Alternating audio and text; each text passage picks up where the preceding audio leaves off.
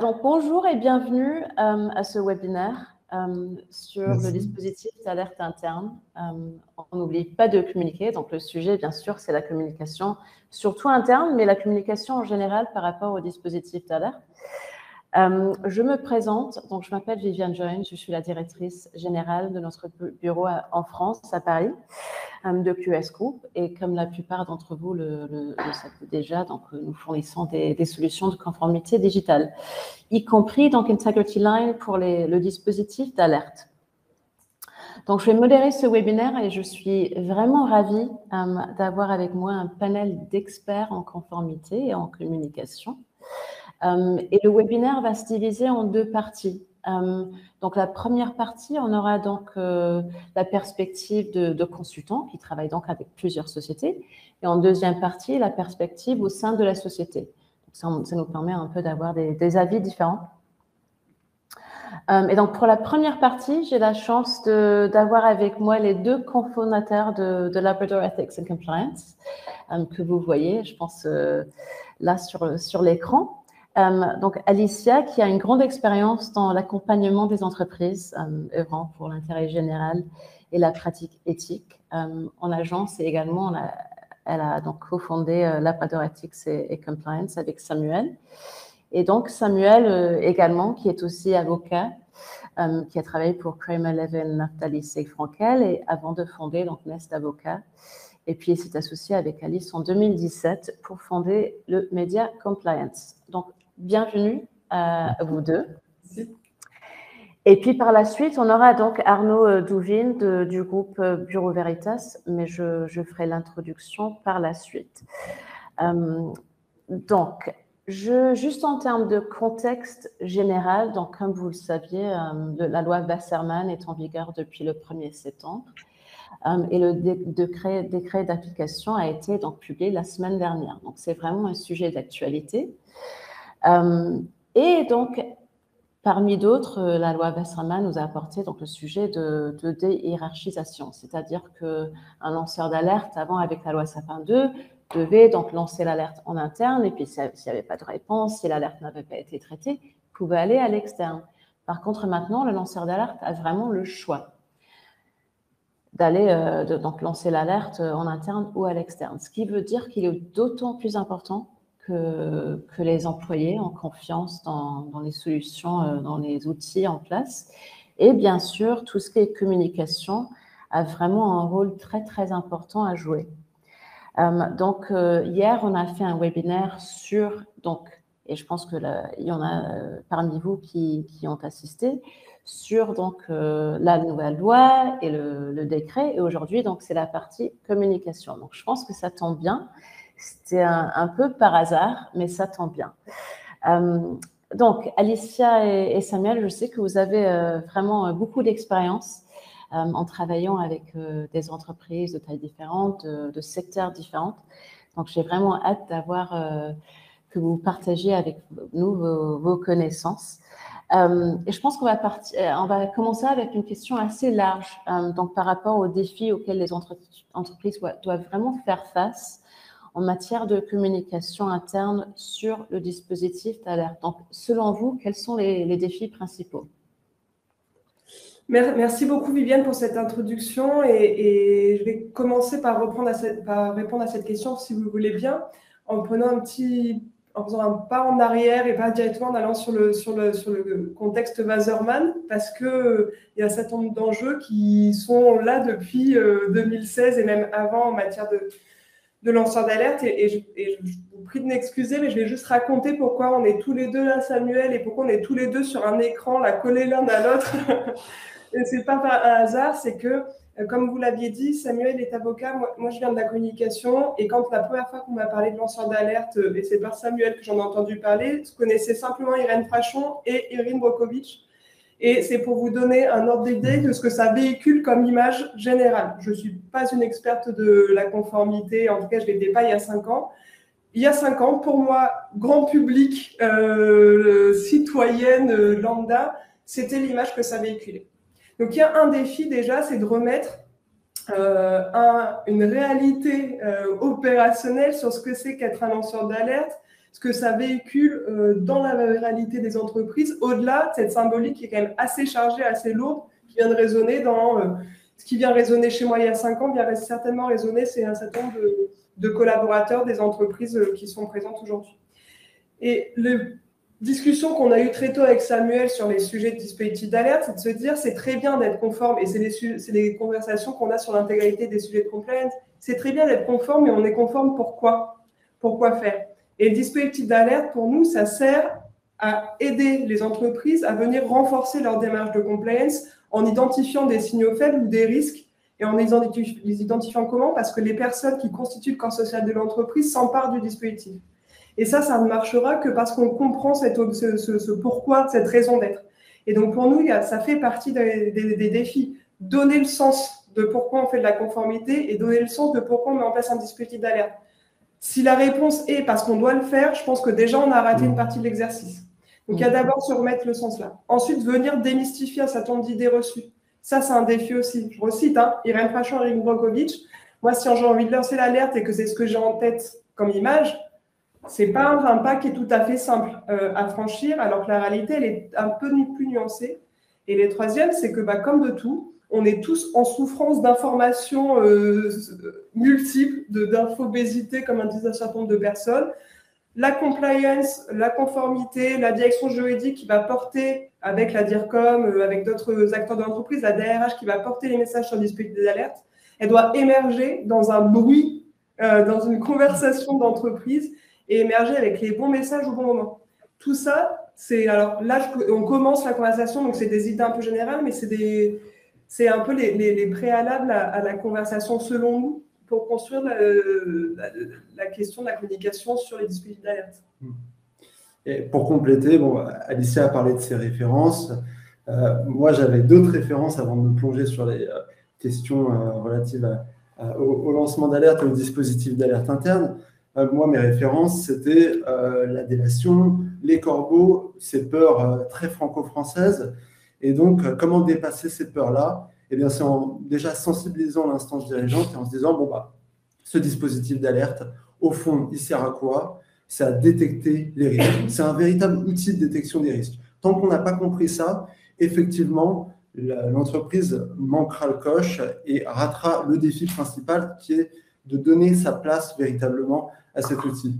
Et alors pour ça, le défi, tant au niveau de l'entreprise qu'au niveau de ses collaborateurs et des personnes qui sont habilitées à recevoir ces alertes, c'est la confiance, les conditions de cette confiance. Et alors pour ça, pour la confiance, on a 2 principaux outils qui nous ont été offerts par la loi, qui responsabilisent les entreprises, qui sont la confidentialité et les garanties contre les représailles. Donc ça, c'est le statut qui est octroyé à la personne qui va effectuer un signalement à ce lanceur d'alerte. Et donc ça, il faut être capable de le retranscrire dans sa procédure, dans sa communication. C'est un peu l'objet de ce qu'on va voir pendant cet échange, mais on a des outils qui sont offerts aux entreprises. La loi nous offre ces outils-là pour faire de ce dispositif d'alerte un outil de détection. Eh bien, utilisons-le et sachons communiquer sur cette confidentialité, sur les modalités de cette confidentialité et sur les garanties contre les représailles. Il faut en parler, il faut que ce soit bien compris tant auprès des personnes qui pourraient être amenées à lancer l'alerte qu'à ceux qui pourraient les recevoir et accompagner ceux qui vont effectuer des signalements. Oui, je pense que ce sont des points intéressants et je dirais qu'il y a 2 enjeux. Donc, comme vous avez dit un peu, c'est la sensibilisation et puis la confiance. Et il faut vraiment pouvoir jouer sur ces deux aspects. Et je dirais que je pense que dans notre audience aujourd'hui, il y a des entreprises qui ont un dispositif en place depuis des années, pour lequel c'est assez récent. Et puis également, je pense qu'il y en aura qui n'ont pas encore des dispositifs en place. Donc, au niveau de la communication, bien sûr, il y a des situations qui sont diverses. Mais pour ceux qui ont déjà quelque chose en place, je pense que quand on est en train de créer une stratégie, c'est toujours important de comprendre un peu là où on est à présent. Donc, comment vraiment mesurer le niveau de sensibilisation et de confiance dans les employés, dans les dispositifs d'alerte interne? Et puis après, bien sûr, on reviendra sur donc la formulation de la stratégie de communication. Mais comment savoir où est-ce qu'on est, où est-ce qu'on se retrouve aujourd'hui? Merci pour cette question. Ce que j'entends dans cette question, c'est la question qui revient de manière à peu près systématique quand on parle d'alerte avec des personnes sur la place, c'est quoi le bon nombre d'alertes et c'est quoi le bon KPI? Globalement, ça va être la question clé. Et derrière, il y a est-ce que le dispositif est assez connu et est-ce qu'il suscite la confiance? Je ne vais pas vous donner une réponse très satisfaisante et je m'en excuse, il n'y a pas de bon nombre d'alertes, il n'y a pas de mauvaise situation. Parce qu'en fait, comme toute donnée, on peut les analyser a posteriori et se dire « j'ai pas d'alerte, c'est génial, tout va bien » ou « j'ai pas d'alerte, tout le monde a peur d'utiliser mon dispositif, tout va mal ». Bon, maintenant, on a dans les entreprises, quelle que soit leur taille, des moyens d'aller sonder les collaborateurs, en l'occurrence, qui sont les premières parties concernées et peut-être les plus simples. Après, on mettra de côté les parties prenantes qui peuvent aussi utiliser le dispositif d'alerte, mais là, on va faire quelque chose de plus communicant, c'est se dire qu'il y a des enjeux qui sont de notoriété. En fait, qui connaît le dispositif d'alerte? Vous citiez des entreprises qui ont un dispositif d'alerte depuis un certain nombre d'années. On en connaît qui l'avaient, et si je prends au hasard à la sortie d'un siège social d'entreprise, savais-tu qu'il y a un dispositif d'alerte? Je suis curieuse de savoir quel est le taux de réponse positive. Je peux vous dire que si j'ai fait le sondage auprès de mes copains dans des dîners, globalement, personne n'est au courant que ça existe dans des boîtes, des grosses boîtes y compris. Donc, il y a la question de la notoriété. Ça, c'est le niveau 1. Est-ce que je sais que ça existe? Et ensuite, une fois qu'on arrive à un niveau de notoriété, ça existe, qu'est-ce que je comprends que je peux en faire? Et ça va être de se demander de la granularité un peu plus compliquée. Mais déjà, si on arrive à se poser des objectifs et de se dire, je vais vous donner un seuil de 80% de mes collaborateurs connaissent l'existence d'un dispositif d'alerte en interne et ensuite voient à peu près à quoi ça sert, je pense qu'on est déjà pas mal sur le chemin de la sensibilisation.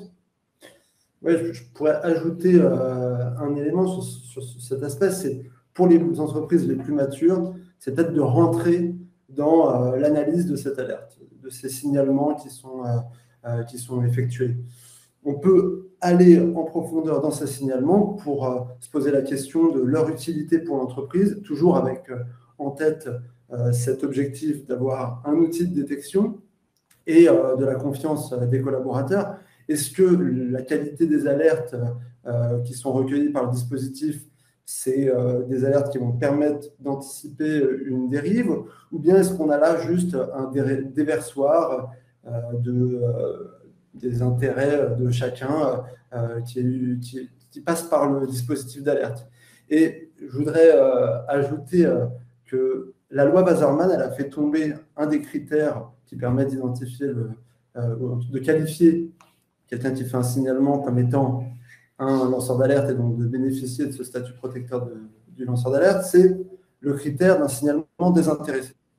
Alors effectivement, ça avait du sens de le faire tomber pour bénéficier du statut de lanceur d'alerte. En revanche, je pense que dans l'analyse, pour évaluer la maturité de son dispositif d'alerte, c'est un critère qui a toujours du sens. Se dire, bon, on regarde les signalements qui ont été effectués, on rentre dedans et on se pose la question si ces signalements sont bien désintéressés. S'ils le sont véritablement et si on n'est pas dans un simple déversoir, eh bien là, on peut se dire que quelque part, on a réussi sa communication ou qu'on est en phase de la réussite. Ok, merci. Donc, ce que vous dites, si j'ai bien compris, c'est qu'il faut quand même sonder les employés pour savoir un peu où ça en est à présent. Et je pense que ça devient d'autant plus important suite à cette loi avec la déhiérarchisation, parce que, bon, il faut vraiment savoir si les gens sont au courant, parce qu'ils s'ils ne le sont pas, peut-être qu'ils seront plus au courant des autorités compétentes et ils vont plus facilement aller vers l'extérieur qu'en interne. Je pense que ça devient vraiment très, très important pour les entreprises. Après, donc maintenant, on revient, on sait où on est, on sait au niveau de la sensibilisation des salariés où on est, où on est dans une entreprise où on met un dispositif en place pour la première fois. Quand on développe sa stratégie de communication interne, quels sont vraiment les points de vigilance? Par exemple, je donne comme exemple, si on regarde par exemple le décret ou la loi, c'est pas très pédagogue, on va dire. Donc, comment est-ce qu'on fait en sorte, à quoi est-ce qu'il faut penser quand on rédige notre stratégie, quand on exécute notre stratégie, à quoi est-ce qu'il faut penser? C'est toujours la même chose, ça va être un peu de bon sens, c'est de se redire à qui on s'adresse, à qui on veut parler et quelle est la compréhension de nos sujets des personnes à qui on s'adresse. Je peux vous donner des grandes trames de réponses, mais depuis 5 ans, on travaille ensemble avec Samuel, je peux vous dire que pour des gens qui ne sont pas juristes, je plaide coupable, il y a quand même beaucoup de choses qui sont complexes dans la manière d'être formulées dans un décret, dans une procédure. Et je pense qu'il y a moins de juristes que d'autres corps de métier dans une entreprise. Donc, ne perdons pas de vue que s'adresser à un régulateur potentiel, s'adresser à un juge potentiel, s'adresser à nos collègues de la direction juridique et compliance, c'est bien. Mais remettons au cœur la cible. Et quelle est la compréhension de la cible des sujets et comment on peut faire une mise à portée. La mise à portée, ça ne veut pas dire de parler aux personnes comme s'ils ne comprenaient rien, c'est de parler avec les mots de l'entreprise et les mots du quotidien.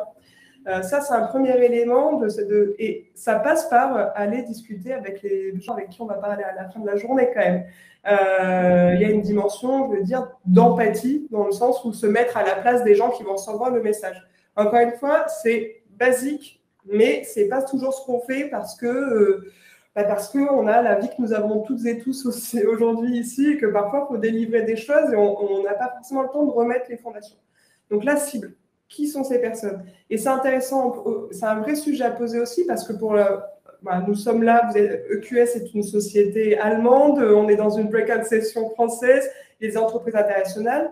La question de la prise en compte de la diversité culturelle et symbolique de ce qu'on met derrière le lancement d'alerte, on en parlait en tout début. Moi, je pensais à des femmes fortes qui dénoncent des méchants. Samuel pensait à des gens qui portent des impairs et qui écrivent des courriers avec des lettres de journaux. Donc, on n'a pas la même représentation. Donc, qu'est-ce que ça veut dire comme image? C'est ça, vraiment prendre ce temps de comprendre ce qu'on veut dire. Ça peut sembler ésotérique, je vous garantis que ça nous fait gagner du temps ensuite. Donc, qui est la cible et comment on va adapter notre discours à la cible? Et après, c'est pas rocket science que je vais vous dire, mais globalement, encore une fois, on parlait de surinformation. On ne peut pas, personne ne lit en entreprise des documents de 20 pages. Arrêtons de le voir. C'est difficile. Quand ce n'est pas son sujet, on a une lecture sur téléphone entre deux portes, la réalité des usages, la réalité de nos vies, et soyons donc pragmatiques. Quels sont les messages clés qu'on doit faire passer à une collaboratrice ou une future utilisateur du dispositif d'alerte? J'y reviens, le sens, pourquoi? Quel est votre rôle à jouer? Comment on peut l'utiliser? Et ensuite, la granularité, on peut l'avoir plus tard. Mais c'est vraiment se mettre d'accord sur les messages essentiels et construire comme ça. On ne peut pas de suite se dire je lance une campagne de communication et dans 3 mois, tout le monde pourra me citer le décret Wasserman. Je pense que ce n'est pas l'objectif.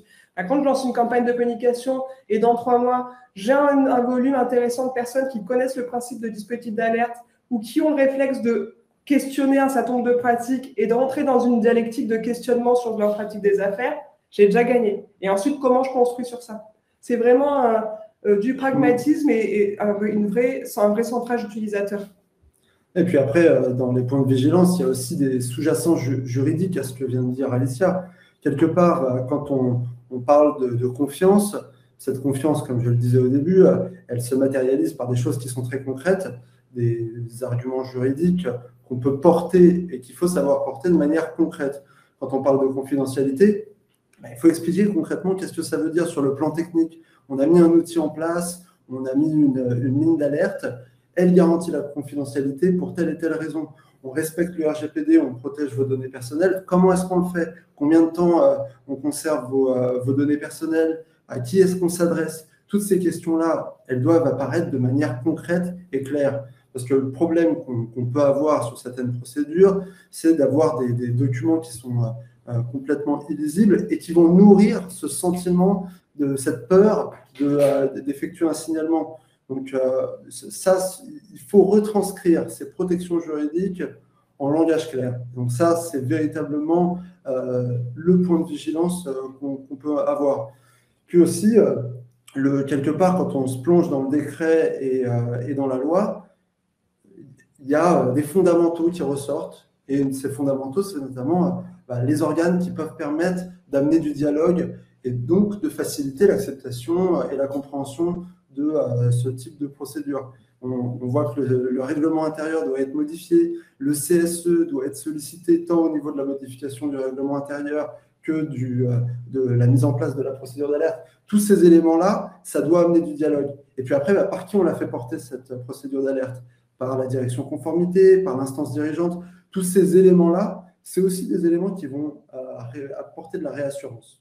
Et donc, les points de vigilance, ils ont un sous-jacent juridique et ce n'est pas un hasard, c'est parce que ça a du sens, il y a l'esprit de la loi. Après, il ne faut pas tomber dans le juridico-juridique et essayer de transformer cela en du concret.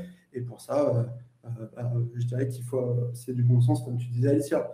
C'est-à-dire qu'on doit se poser les questions. Nous, chez nous, qu'est-ce qu'on a en place qui permet d'assertir cette confidentialité et ces différentes garanties qu'on offre.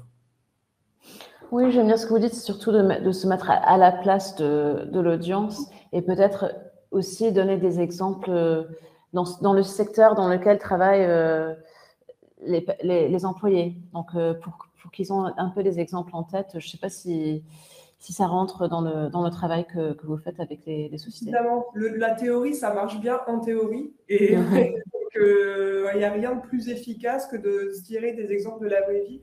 Et un point sur le fait de rendre opérationnel aussi le travail, il y a tirer parti des réalités de la vraie vie de l'entreprise, des vraies alertes que vous avez reçues, des vrais risques identifiés plutôt que le truc de laboratoire. Mais il y a aussi rendre compte de ce qu'on en fait. Parce que c'est une chose de dire on a un dispositif et c'est génial, utilisez-le, et puis ensuite, on n'en entend plus jamais parler. Et à un moment, rendre compte, c'est aussi de dire, écoutez, en fait, on a reçu des alertes. Sur ces alertes, elles étaient de cette nature, on les a traitées. C'est aussi une manière d'être une clé de confiance et de ne pas être gratuit dans la mise à disposition d'un outil interne. Parce que sinon, on est tous pareils, il y a un retour sur investissement, voilà, c'est à quoi ça sert?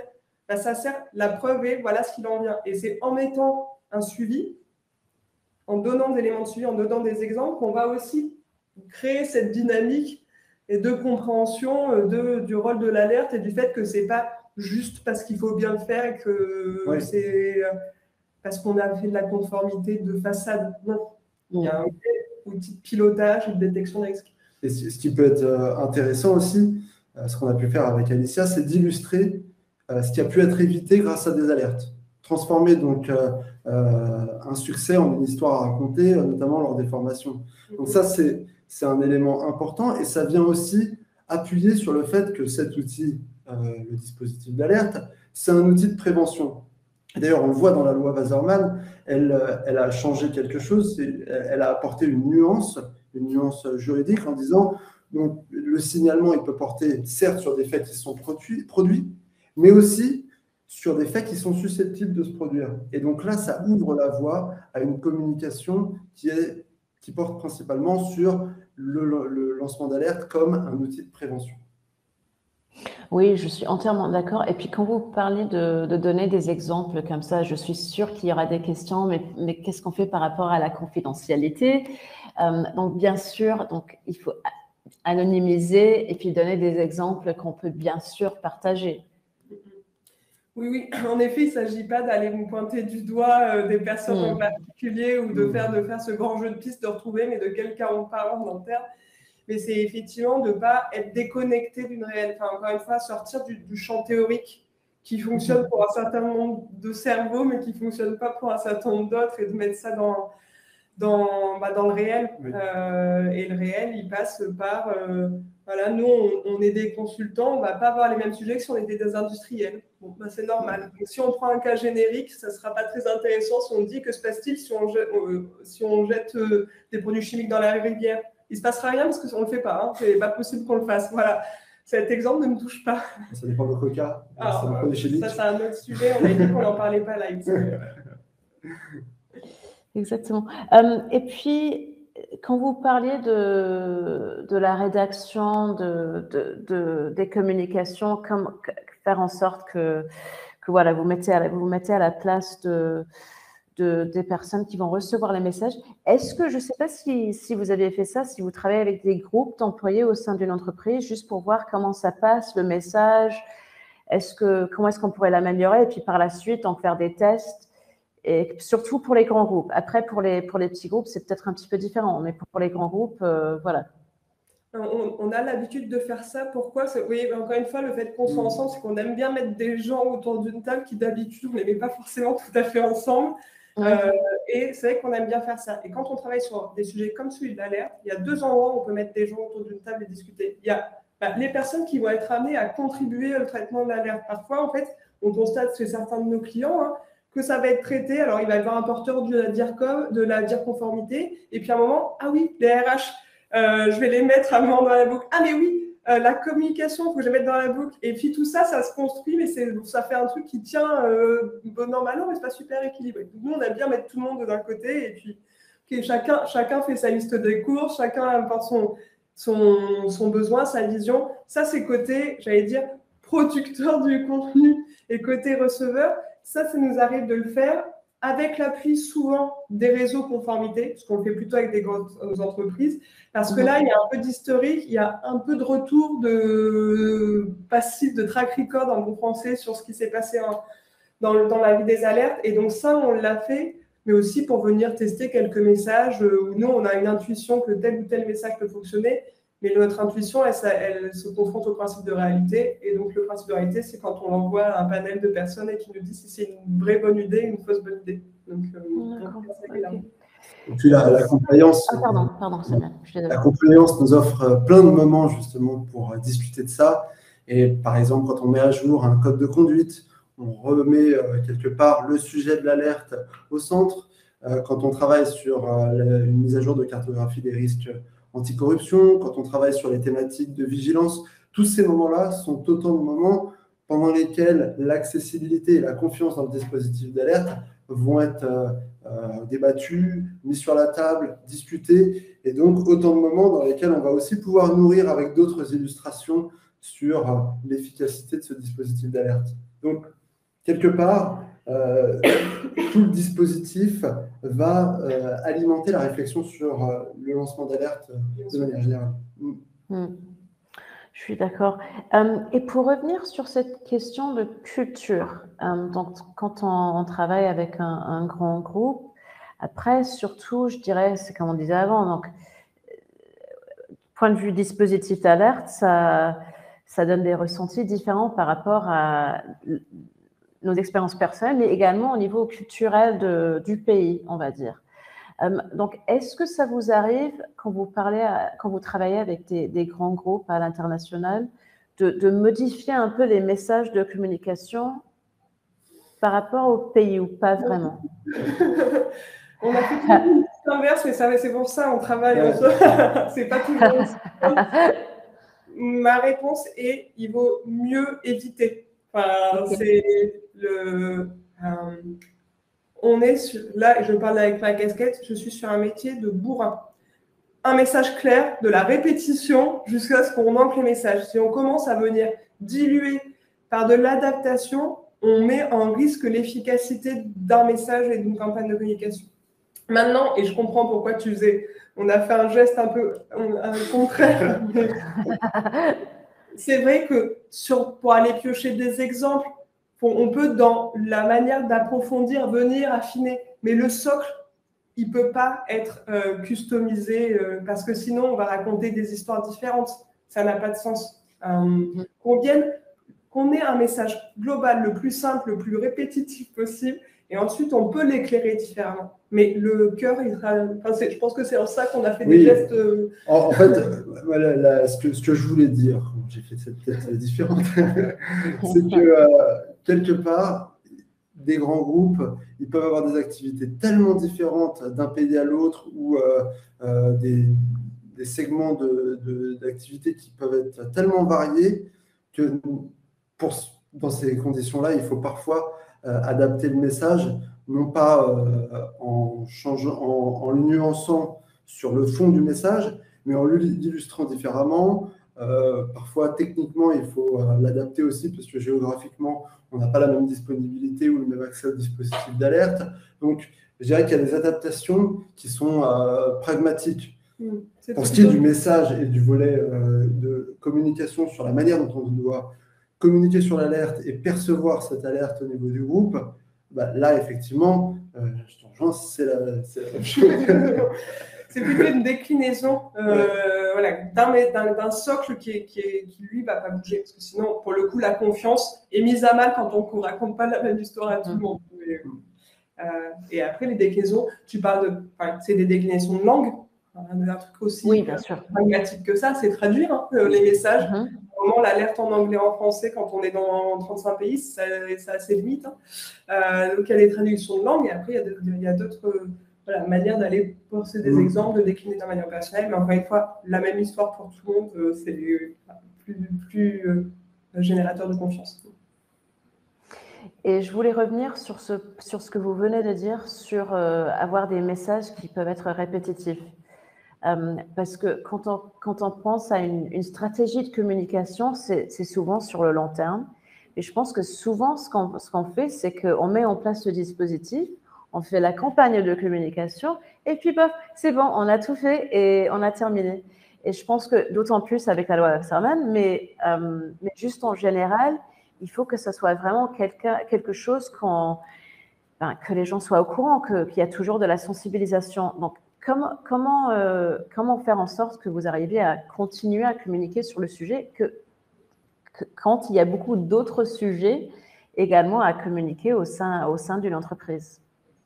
Alors, être opportuniste, c'est-à-dire que chaque occasion ou chaque prise de parole peut être l'occasion de refaire passer les messages. T'en parlais tout à l'heure. Une démarche de conformité, c'est une démarche qui est cohérente. Le dispositif derrière, c'est un outil. Il y en a d'autres. Dès qu'on a une prise de parole, soyons opportunistes par nous. Ensuite, je sais que dans le quotidien, le sujet de communiquer sur le dispositif d'alerte est un morceau d'un champ de mission qui peut être gigantesque et qui l'est d'ailleurs souvent. Donc, je vois bien le sujet de se dire « Attends, j'ai lancé ma campagne et puis c'est déjà pas mal et ensuite, j'ai d'autres trucs à faire. » Donc, c'est là où être opportuniste, c'est ce que j'aime bien parler avec mes clients, il y a des 3 R, là, le recycle, le reuse, repair, ça marche aussi pour ce qu'on fait. C'est-à-dire, soyons malins, quand on produit des contenus, on les recycle, on les réutilise et on les repère. On ne réinvente pas la roue à chaque fois, c'est pas possible. Et c'est aussi pour ça, quand je reviens, quand les questions en amont, elles sont importantes parce que ça permet de faire des choses qu'on va pérenniser. Le one-shot, il peut être efficace, c'est une pensée court-termiste.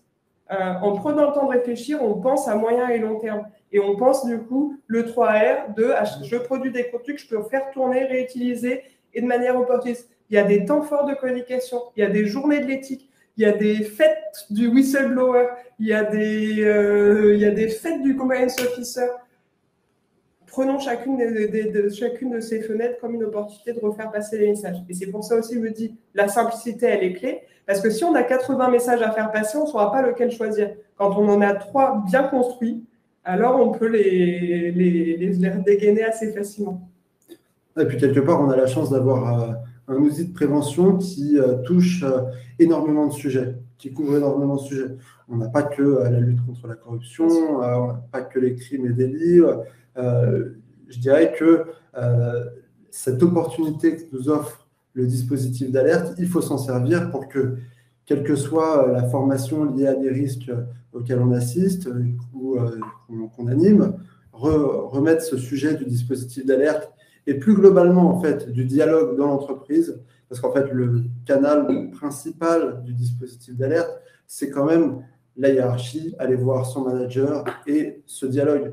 Quand on a réussi à faire du dialogue dans l'entreprise sur les questions d'éthique quelque chose de normal, eh bien là on a réussi et on a atteint cet objectif de confiance.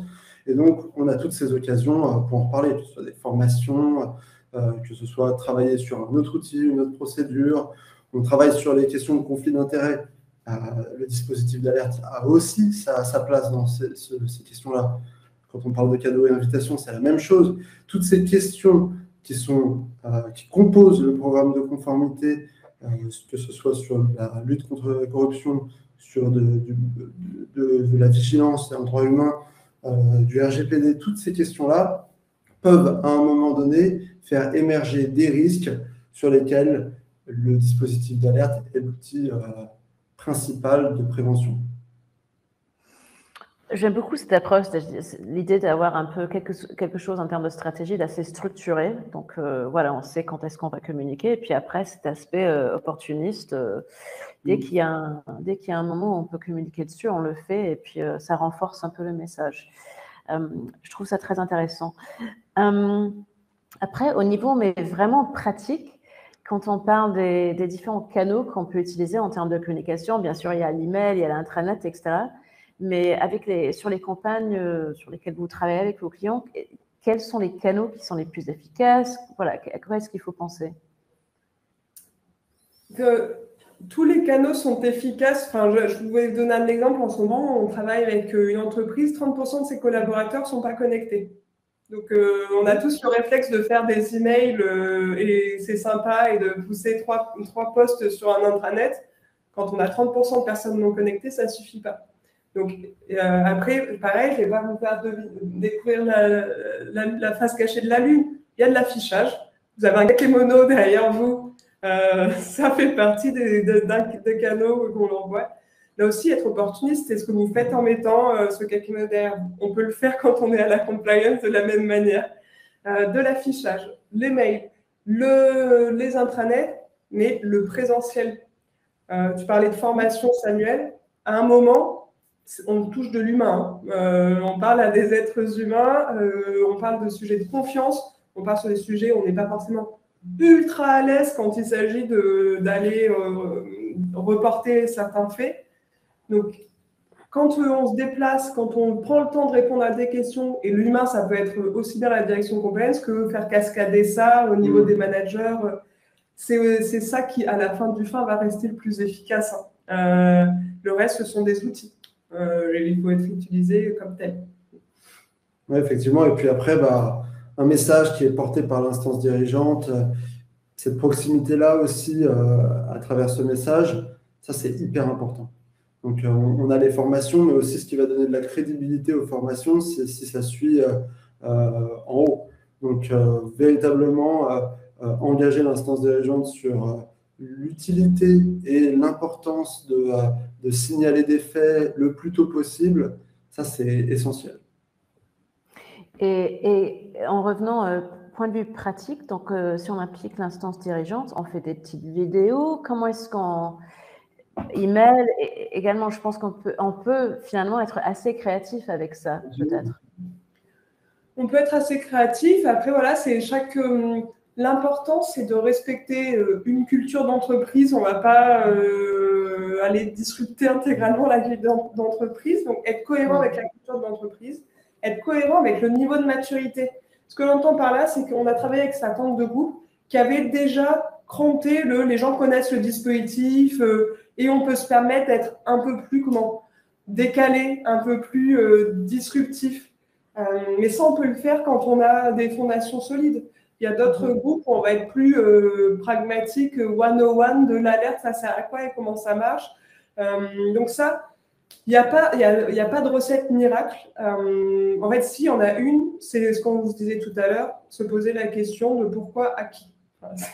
Pourquoi faire auprès de qui. Et quand on pense à la formation, je pense qu'il faut également penser à l'onboarding de nouveaux employés. Vraiment faire en sorte, parce que souvent dans les grands groupes, il y a beaucoup de formations au début et ça ne fait pas toujours partie. Et je pense que quand même c'est un sujet intéressant parce que c'est vrai que quand on commence dans une nouvelle entreprise, on a les yeux grands ouverts, on est un peu comme une éponge. Et on apprend plein de choses. Donc peut-être également, il faut profiter de ce moment dans la vie de l'entreprise pour renforcer le message. Effectivement, mais ça c'est un peu comme ce que tu disais Alicia tout à l'heure sur le one-shot et les campagnes de communication one-shot. C'est effectivement un moment important, mais si derrière il n'y a pas de suivi, si on ne sent pas que le sujet est porté plus loin, on peut très bien se dire, c'était à l'onboarding où on parle des belles valeurs, mais en fait ça ne suit pas derrière. Donc c'est essentiel d'avoir un bon départ, effectivement, mais on ne peut pas du tout s'arrêter là, et surtout quand on vient d'arriver, on peut parfois avoir l'impression qu'on nous en met plein les mirettes et qu'en réalité, ça ne suit pas derrière. Donc, je dirais que le suivi, encore plus important que ce moment d'onboarding, pour montrer que c'est suivi des faits et que ce n'est pas juste quelque chose pour nous faire signaler des choses qui pourraient derrière nous avoir des conséquences sur la suite de notre carrière. Oui, je suis d'accord. Donc, ça fait juste partie d'une stratégie plus large. Après, en termes de vos interlocuteurs avec qui vous travaillez au sein des entreprises, vous avez parlé avant de faire un peu des tables rondes avec l'équipe compliance, l'équipe RH, etc. Mais en général, avec qui est-ce que vous travaillez ou est-ce que ça dépend des clients? Je dirais que principalement la direction conformité ou la direction juridique, c'est en toute logique le principal interlocuteur qu'on va avoir sur ces questions-là. Bon, ça paraît évident, mais c'est vrai qu'on a aussi beaucoup de contacts avec les directions communication qui viennent pour accompagner les messages qui sont portés par la direction juridique et la direction conformité. Mais je dirais que c'est jamais sans la direction conformité ou juridique. C'est vraiment notre principal interlocuteur. Et puis après, comme on l'a dit, comme vous venez de le dire, c'est organiser des ateliers sur ces questions-là avec des directions qui peuvent paraître comme étant pas nécessaires et qui pourtant le sont. C'est faire de l'échantillonnage auprès des différents salariés du groupe en fonction de l'ancienneté. Donc, je dirais qu'on a la direction conformité qui paraît comme le plus évident, et puis derrière, ça suit au niveau du groupe. Oui, c'est ça, que c'est la direction conformité qui va avoir le pilotage.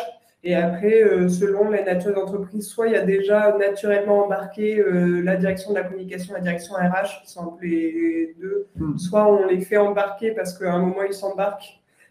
Donc, autant les embarquer avant qu'ils s'embarquent.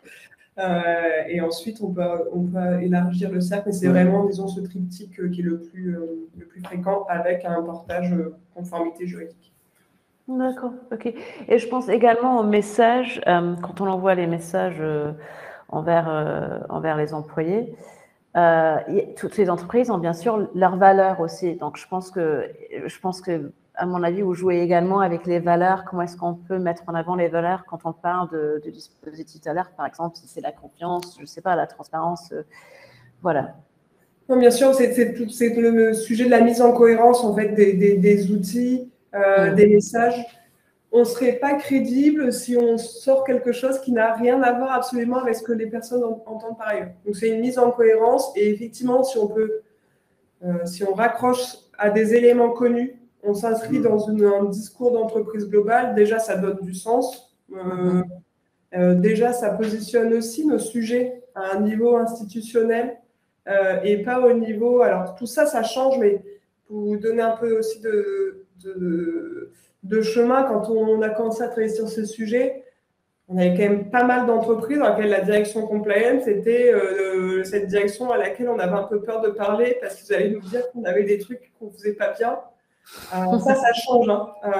Ça change, mais ça change aussi parce qu'on se donne les moyens d'être à un niveau de discours qui est corporate institutionnel et qui va se mettre en cohérence avec ce qui existe par ailleurs. Et ça veut dire cohérence dans les messages, dans les valeurs, dans pardonnez mon barbarisme, le look and feel. Il y a un moment pour des gens, et encore une fois, on en a beaucoup parlé, qui a un petit problème avec les éléments juridiques ou administratifs, des petites phobies administratives pour son interne. La procédure en calibri 8 sans interlignage, elle est dure pour les âmes et pour les yeux. Donc, c'est des toutes choses toutes bêtes, mais pensons encore une fois au lecteur final et à la personne qui reçoit. Il faut absolument que ça ressemble à des choses qui sont connues dans l'entreprise. Il ne faut pas donner l'impression que ça sort de nulle part ou que c'est hors sol. Donc, le mieux, c'est aussi de communiquer de la même manière qu'on a l'habitude de communiquer sur d'autres sujets. Et là, on parle du sujet de la procédure d'alerte et ça donne un côté institutionnalisé quand on parle de procédure d'alerte. Mais on peut jouer sur cette forme, sur le contenu et se donner plus de liberté. On en parlera peut-être plus tard, mais il y a aussi cette possibilité de jouer entre le règlement intérieur, la procédure d'alerte, le code de conduite et d'éthique. Donc, ces différents instruments, ça nous permet de se dire, ce qui va être du purement formel, du purement juridique, peut-être qu'on va le mettre ailleurs. Et on travaille ce document qui est la procédure d'alerte pour en faire quelque chose qui soit justement pas une procédure au sens littéral du terme, mais un document qui doit inviter au signalement. Super, merci. Et donc, on a presque fini la première partie, mais je voulais terminer avec une question concernant encore une fois la confiance. Donc, on a déjà parlé un petit peu de ça en donnant des exemples, peut-être partager des alertes dans le passé, partager le nombre d'alertes qu'on reçoit, etc., pour donner un peu de confiance. Je voulais juste savoir s'il y avait d'autres exemples que ce que vous faites avec les entreprises avec lesquelles vous travaillez afin de vraiment donner plus de confiance aux employés dans le dispositif. On a effectué nous-mêmes des signalements pour montrer que ça va, ça se passe bien. Je suis pas ça, oui, non, mais enfin, travailler sur la confiance. Et après, peut-être, je dirais que la déhiérarchisation, ça fait un peu peur comme ça. Mais finalement, en fait, c'est la meilleure opportunité qu'on pouvait avoir, parce que quelque part, avant ça, bon, on avait la hiérarchie des alertes. On avait 3 niveaux. On se disait, bon, bah, ça commençait nécessairement par une alerte au niveau de l'entreprise, et puis après, on verra. Donc, ça nous laissait un peu de temps. Et quelque part, ça ne permettait pas de donner sa véritable place au dispositif d'alerte. Là, maintenant qu'il y a la hiérarchisation, c'est devenu essentiel pour les entreprises de susciter de l'intérêt pour ce dispositif d'alerte. Donc en fait, cette espèce de pression qu'on met aux entreprises, en fait, c'est une formidable opportunité pour se dire que maintenant, eh ben, on est forcé d'avoir le meilleur outil de prévention et de le comprendre. Je pense que vous avez absolument raison. Je pense que ouais, on n'a vraiment pas le choix maintenant, donc il faut s'y mettre. Donc, je veux vous remercier pour cette première partie et vraiment un vrai partage de votre expérience. Donc, merci beaucoup.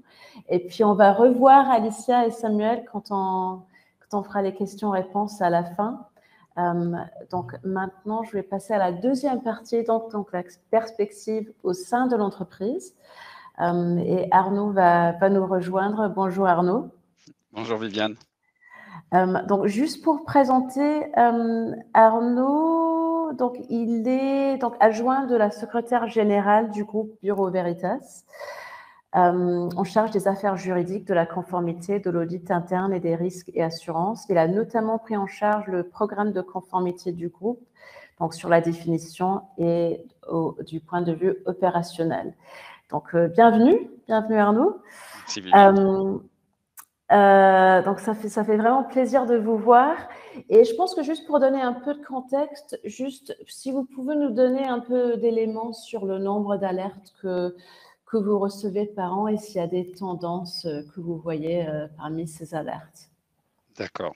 Alors, déjà, peut-être des perspectives, parce que vous le disiez tout à l'heure, d'une entreprise à une autre, le nombre de signalements est très variable.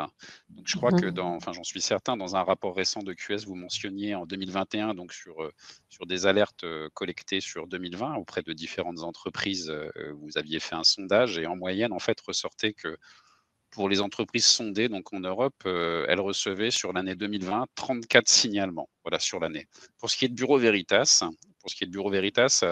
alors nous, on est un groupe avec un dispositif conformité et de recueil des signalements assez ancien. Donc, on a déjà eu l'occasion de communiquer à plusieurs reprises sur le sujet, à changer de service provider, etc. Mais voilà, on communique sur le sujet déjà en termes sur le marché vis-à-vis des parties prenantes, donc dans notre document d'enregistrement universel sur le nombre de signalements ayant conduit finalement à des actions de remédiation, donc des signalements qui ont révélé des non-conformités. Et donc, sur notre dernier URD, sur notre dernier document d'enregistrement universel, on signalait que pour l'année 2021 qui s'est achevée, on a eu 59 signalements, en fait, pour lesquels on a pu constater des non-conformités et qui ont conduit donc à des actions de remédiation.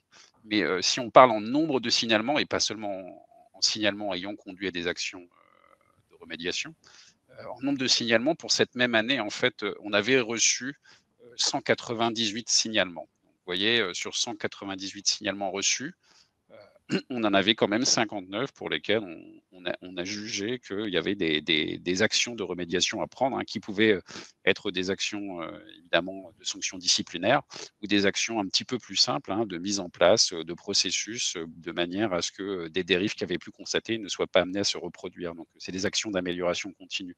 À l'instar de ce qu'évoquait tout à l'heure Samuel, en fait, c'est aussi une formidable opportunité pour l'entreprise d'améliorer son fonctionnement. Donc la ligne d'alerte, faut pas minorer ce point. C'est vraiment une source très riche d'informations. Après, sur l'origine des alertes, l'origine de ces signalements, alors pour ce qui est de Bureau Veritas, il domine géographiquement, si on a une approche géographique, plutôt sur l'Amérique latine. Je pense que c'est culturel, hein, c'est-à-dire qu'on a un certain nombre de pays, je l'avais connu dans de précédents groupes et je vivais la même situation, où en fait, il y a une culture peut-être plus forte, du signalement et du signalement aussi dans un contexte contentieux. Donc il y a des pays en Amérique latine qui sont connus comme le Brésil ou d'autres pays, où en fait, il y a un fort contentieux social et ben, la ligne d'alerte, elle n'est jamais qu'un réceptacle de plus qui analyse, ces tensions au moment de la séparation avec des collaborateurs où on peut recevoir un certain nombre d'alertes qui touchent, à de la relation de travail. Donc en termes d'origine de signalement, on a une petite incidence plus marquée, je dirais, sur l'Amérique latine. C'est léger, mais on le voit quand même. Voilà.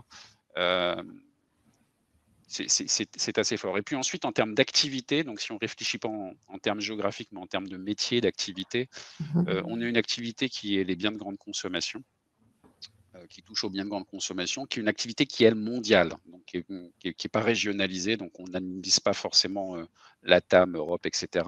Et où on voit, où on a un peu plus de signalement sur cette activité-là. Pourquoi? Bah, c'est une raison toute simple, hein. En fait, ça démontre en fait l'efficacité du dispositif. En fait, c'est tout simplement en fait l'operating group où chez Bureau Veritas, on a déployé les efforts les plus importants en termes de communication et en termes de renforcement des équipes sur les aspects éthiques.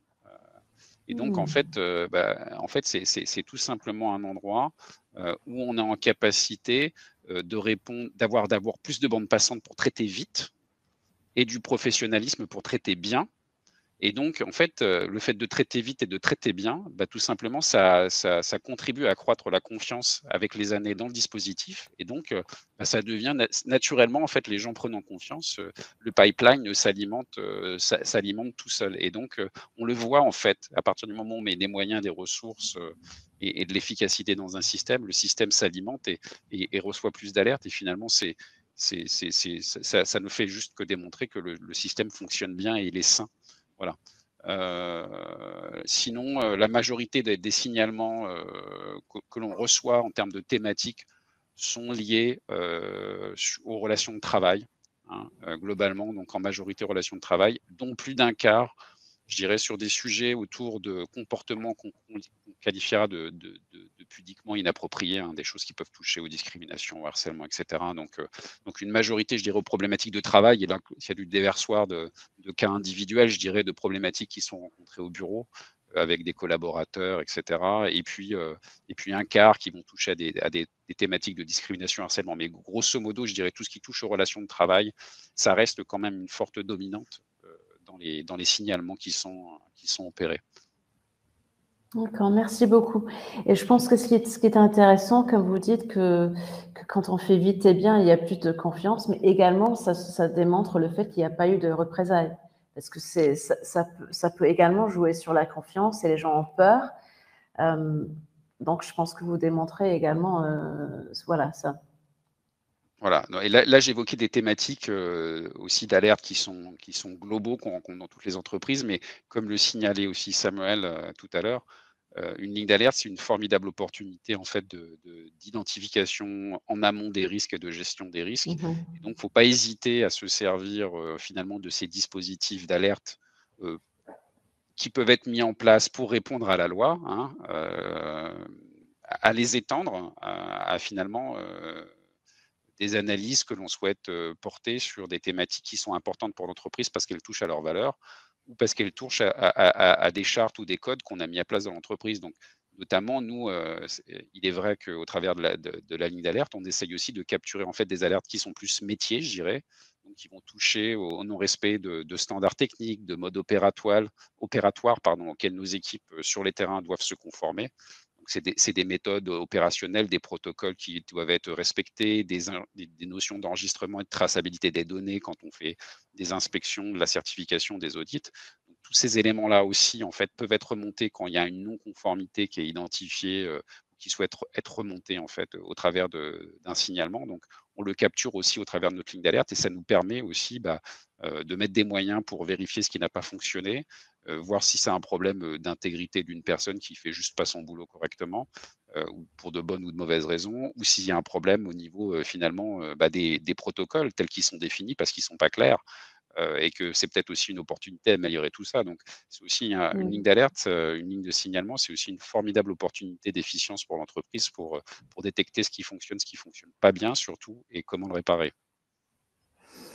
Oui, je suis d'accord. Et juste pour revenir sur les chiffres que vous nous avez donnés, après, vous avez combien de salariés dans le groupe? Juste pour mettre Alors, les... ouais, c'est un groupe, alors très people intensive, je dirais. En salariés, on est à Oui, 82 000 salariés dans d'accord. 140 pays. Donc, on a des établissements, des filiales et des succursales dans 140 pays. On opère dans bien plus que 140 pays. Mais physiquement, au travers de nos établissements et de nos filiales, on est dans 140 pays avec 82 000 salariés. On a outsource aussi, donc on peut avoir aussi des freelancers, etc. Donc 82 000 salariés, c'est vraiment le staff. Après, D'accord. les effectifs sont encore plus importants dans la réalité. D'accord. Donc, on était à presque 200 alertes voilà, Oui, sur, ça permet de remettre en perspective, vous avez voilà, raison. juste un peu pour donner un peu de contexte.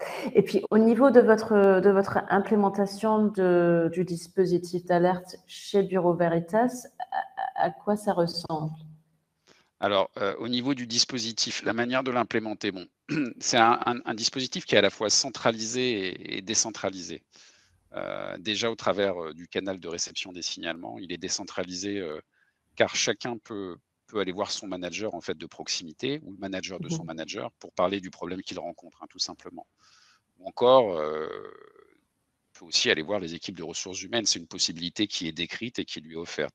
Ils peuvent aussi se rapprocher d'un compliance officer. Donc, on a des compliance officers dans chacun de nos operating groups. On a 7 groupes opérationnels, 7 operating groups. Donc, ils peuvent aussi aller voir s'ils ressentent le besoin d'un peu plus d'indépendance, un compliance officer de l'operating group. Et enfin, c'est une possibilité qu'on leur offre aussi, c'est d'aller se rapprocher des équipes d'audit interne. C'est une possibilité qui leur est offerte et on a des équipes d'audit interne à la fois en France et à l'étranger, notamment à Hong Kong. Il est centralisé aussi car ils peuvent communiquer, ça c'est assez classique et c'est souvent un petit peu la solution basique qui est mise en place par les groupes, c'est communiquer au travers d'une adresse email spécifique. On a une adresse spécifique groupe compliance officer. Voilà, et ça c'est une possibilité. Ça a des contraintes. Nous, en fait, on a fait le choix et on met en place un système où en fait cette adresse email alimente directement notre plateforme externalisée.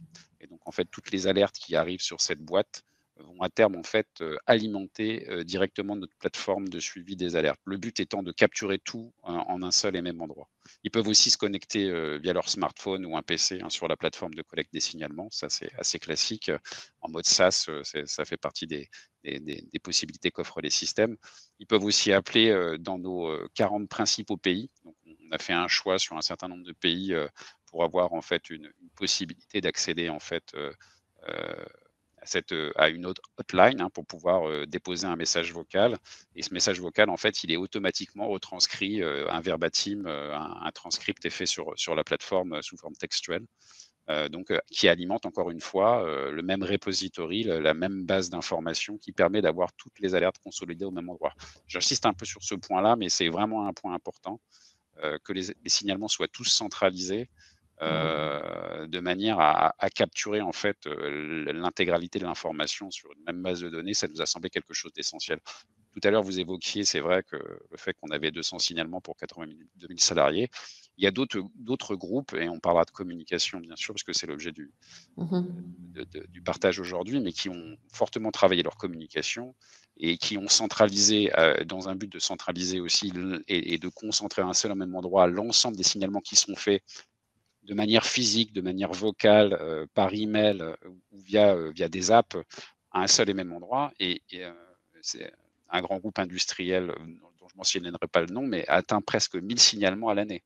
Donc on se rend compte que quand on le fait bien et quand on concentre en fait tous ces moyens, on a une source très riche de données. Oui, oui, c'est sûr, vous avez raison. Donc, je pense qu'en termes de contexte, on voit que ce que vous avez dit au début, que vous avez un certain niveau de maturité en interne par rapport à votre dispositif et la façon dont vous travaillez. Bien sûr, c'est un groupe international. Donc, à prendre tout ça en compte quand on parle de bien sûr la communication, comme vous dites, c'est le sujet d'aujourd'hui. Donc, quand vous avez développé par rapport à votre stratégie de communication, qu'est-ce que vous prenez en compte dans le développement de cette stratégie? Déjà, c'est vrai, bon, il y a la nature du groupe, donc dans la stratégie de communication, on prend d'abord en compte la diversité des pays dans lesquels on opère. Donc, je vous le disais, on parle en tout cas pour notre présence physique au travers de nos établissements de 140 pays. Donc ça implique, c'est tout bête, mais énormément de traductions. Mais de manière pratique, en fait, la communication, ça commence en tout cas pour les pays comme la France et d'autres pays qui ont aussi des Work Council, mais par les instances représentatives du personnel. Donc souvent, on en commence par là quand on va déployer un dispositif de collecte des signalements et de traitement des signalements. Donc dans ces pays où en fait on a des obligations légales d'aller voir nos Work Council, on commence par une première information, une première communication qui va se faire à ce niveau-là. Moi, tout simplement, de manière pratique, j'ai participé en France, en tout cas, à énormément de CSE.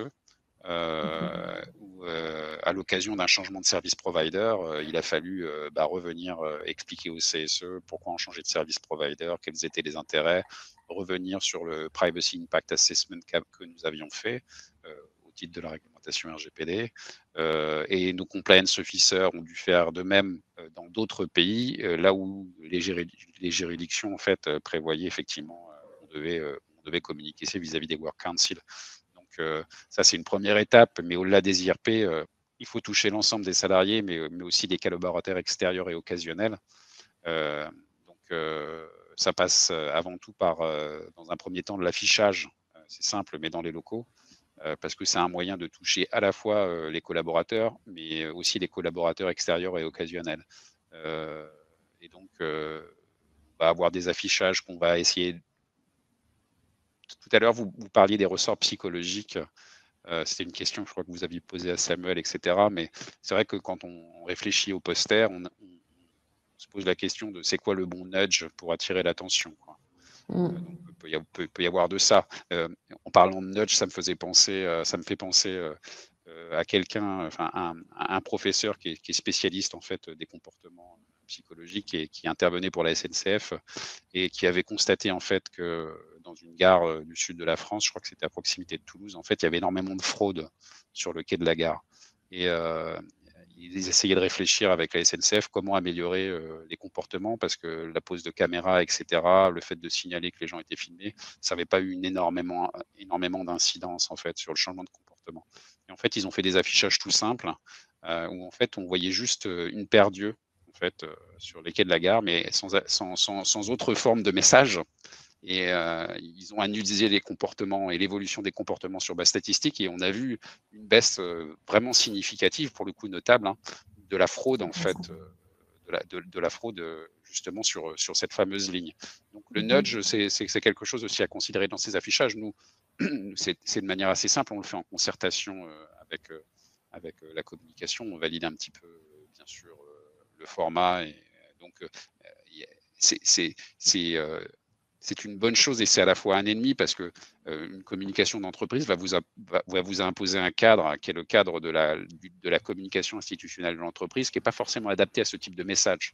Donc, c'est vrai que quand on veut mettre du nudge, etc., où on veut travailler un peu le message différemment, on peut être parfois enfermé dans le carcan de ce que vous a posé une communication d'entreprise. Et donc, on essaie de trouver des compromis autour de ça. Mais c'est bon, c'est d'abord l'affichage. Ça, c'est une première chose parce que ça touche le collaborateur interne, mais aussi externe qui passe dans vos locaux, qui peut être un freelancer, etc. et qui va pouvoir avoir accès. Ça va être aussi simplement que mettre un QR code pour pouvoir rendre l'accès à la plateforme de signalement beaucoup plus accessible et aisé et facile. Voilà, en interne, il est beaucoup plus simple de s'appuyer sur le digital aussi pour communiquer. Donc, on va se servir de l'intranet. Ça permet de relier tous les sites et toutes les filiales du groupe de manière aisée. Quand on a un intranet, c'est précieux, il faut s'en servir, hein. On peut se servir d'un Yammer pour communiquer de manière plus spontanée ou à l'occasion de certains événements en fait, et remettre en avant en fait la ligne d'alerte, la ligne de signalement. Voilà, il y a tout un tas d'outils et de relais aussi technologiques aujourd'hui qu'il faut savoir utiliser. La formation aussi. On a souvent des formations en matière de conformité, notamment quand on a une charte ou un code d'éthique. Donc, c'est notamment à l'occasion de ces formations, de ces e-learning, de remettre un passage sur la ligne d'éthique, aussi de s'assurer de la compréhension des messages, parce que souvent, à la fin de ces e-learning, en fait, il y a des tests. C'est aussi la moyen de s'assurer que le message est passé. Donc, c'est un excellent tremplin, c'est une excellente possibilité, en fait, de communiquer à nouveau sur ce sujet. Et puis, il y a les événements, je parlais de Yammer tout à l'heure, mais c'est parce qu'on peut s'en servir à ces occasions. Il y a aussi des communications ponctuelles qui vont se faire à l'occasion d'événements, donc notamment quand on célèbre des événements dans un groupe en matière d'hygiène et sécurité. La ligne d'alerte peut permettre de recueillir des problématiques qui touchent à la sécurité des personnes. Sur la journée mondiale de lutte contre la corruption le 9 décembre, ce genre d'événement, en fait, c'est aussi l'occasion, comme le disait Alicia, en fait, de répéter le message. Parce que voilà, c'est un bon vecteur. Les newsletters aussi, on se sert des newsletters. On en parlera peut-être tout à l'heure, mais notamment pour communiquer en matière de statistiques, donc pour donner un peu de confiance et de transparence sur ces sujets-là. Ok, vous avez évoqué plusieurs sujets là, donc j'aime bien, oui, vous avez encore parlé de cette histoire, on a bien une stratégie, mais il faut rester opportuniste et trouver des opportunités pour répéter le message. Donc je voulais, si possible, revenir sur cette stratégie de nudge. Je ne sais pas si vous avez des exemples concrets que vous pouvez donner. Vous avez donné l'exemple de SNCF, mais en interne, sinon c'est pas grave. Mais je trouve ça intéressant comme approche. Oui, alors, en fait, ce qui va se passer, c'est que souvent en interne, vous allez avoir la communication un petit peu. Déjà, vous allez avoir accès à une base de données qui est un peu la base de données imposée de l'entreprise en termes de visuel, en termes de photos, etc. Donc, en fait, si vous rentrez là-dedans, dans ce système de communication un peu cadré institutionnel, vous risquez d'avoir une communication qui ne se détache pas des autres. C'est-à-dire que ça pourrait être très bien un poster sur une nouvelle campagne qui vise, je ne sais pas, à poser des questions aux salariés sur le climat dans l'entreprise. Ça pourrait être une campagne sur la sécurité, etc. Parce qu'on va voir le même salarié avec son casque de l'entreprise ou son gilet, etc. Ça, c'est un risque. C'est un risque parce que ça noie la communication, ça attire pas l'attention, voilà.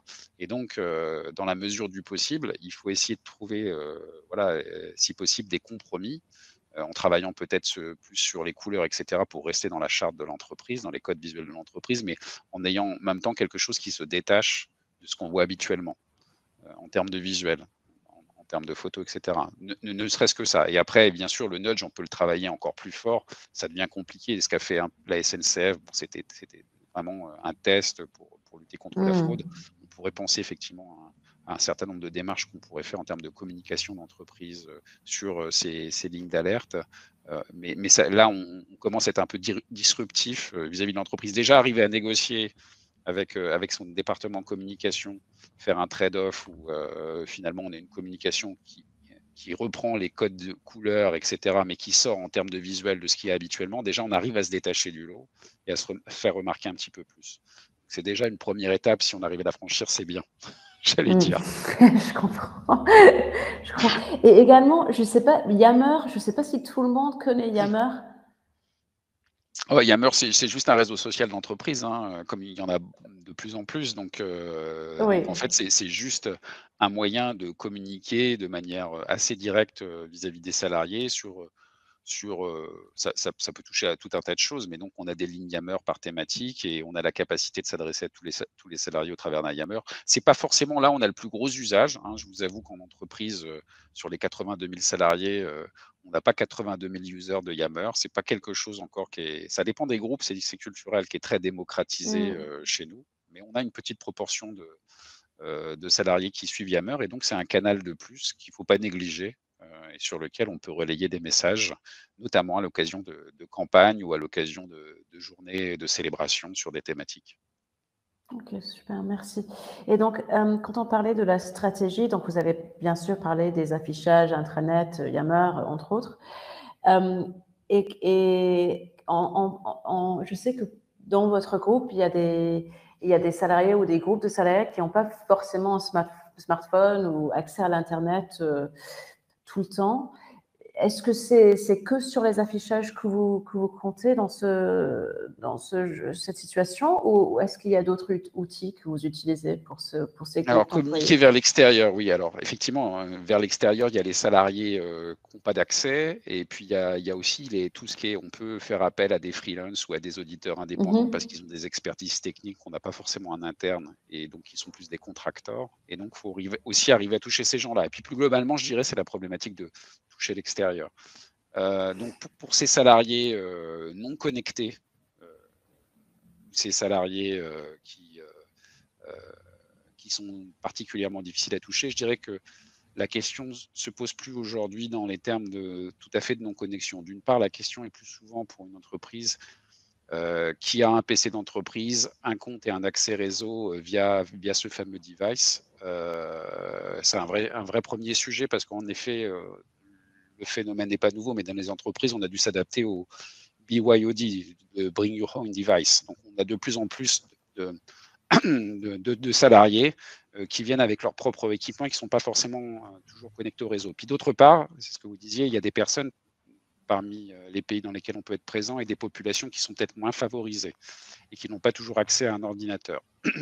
On réalise toutefois que quand même, pour la plupart, ces salariés ont souvent, très très souvent, pour ne pas dire toujours, un téléphone portable et de plus en plus un smartphone, mais au moins un téléphone portable. Donc, en termes de communication, on a pu développer dans certaines zones, comme en Amérique latine, des approches via WhatsApp, ou par exemple sur certaines campagnes, pour toucher ces gens qui étaient en mode BYOD ou qui avaient leur propre téléphone et pas un téléphone d'entreprise ou un laptop d'entreprise, où on a pu diffuser des courtes vidéos.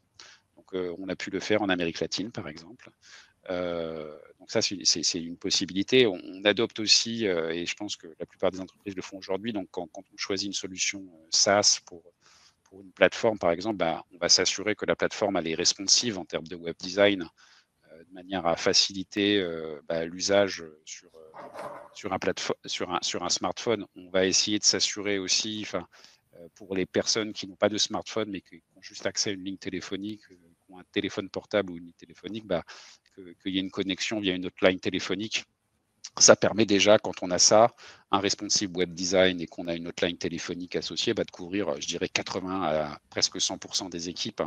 Et puis, je vous disais, pour cette petite part qui est difficile à atteindre, donc on peut essayer via des canaux type WhatsApp ou autres. Et pour les gens qui sont vraiment complètement déconnectés, c'est-à-dire qu'ils n'ont même pas leur device personnel, alors là, il y a ces cas résiduels à traiter.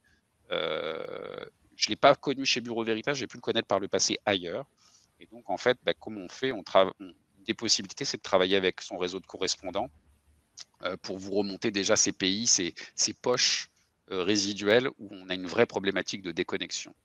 Et comment on a pu adresser le cas, en fait, ça a été assez simple. La solution a consisté de s'inspirer de méthodes qui étaient utilisées en HSE, en hygiène, sécurité, environnement, pardon, pour traiter ce qu'on appelle les near miss, donc les presque accidents.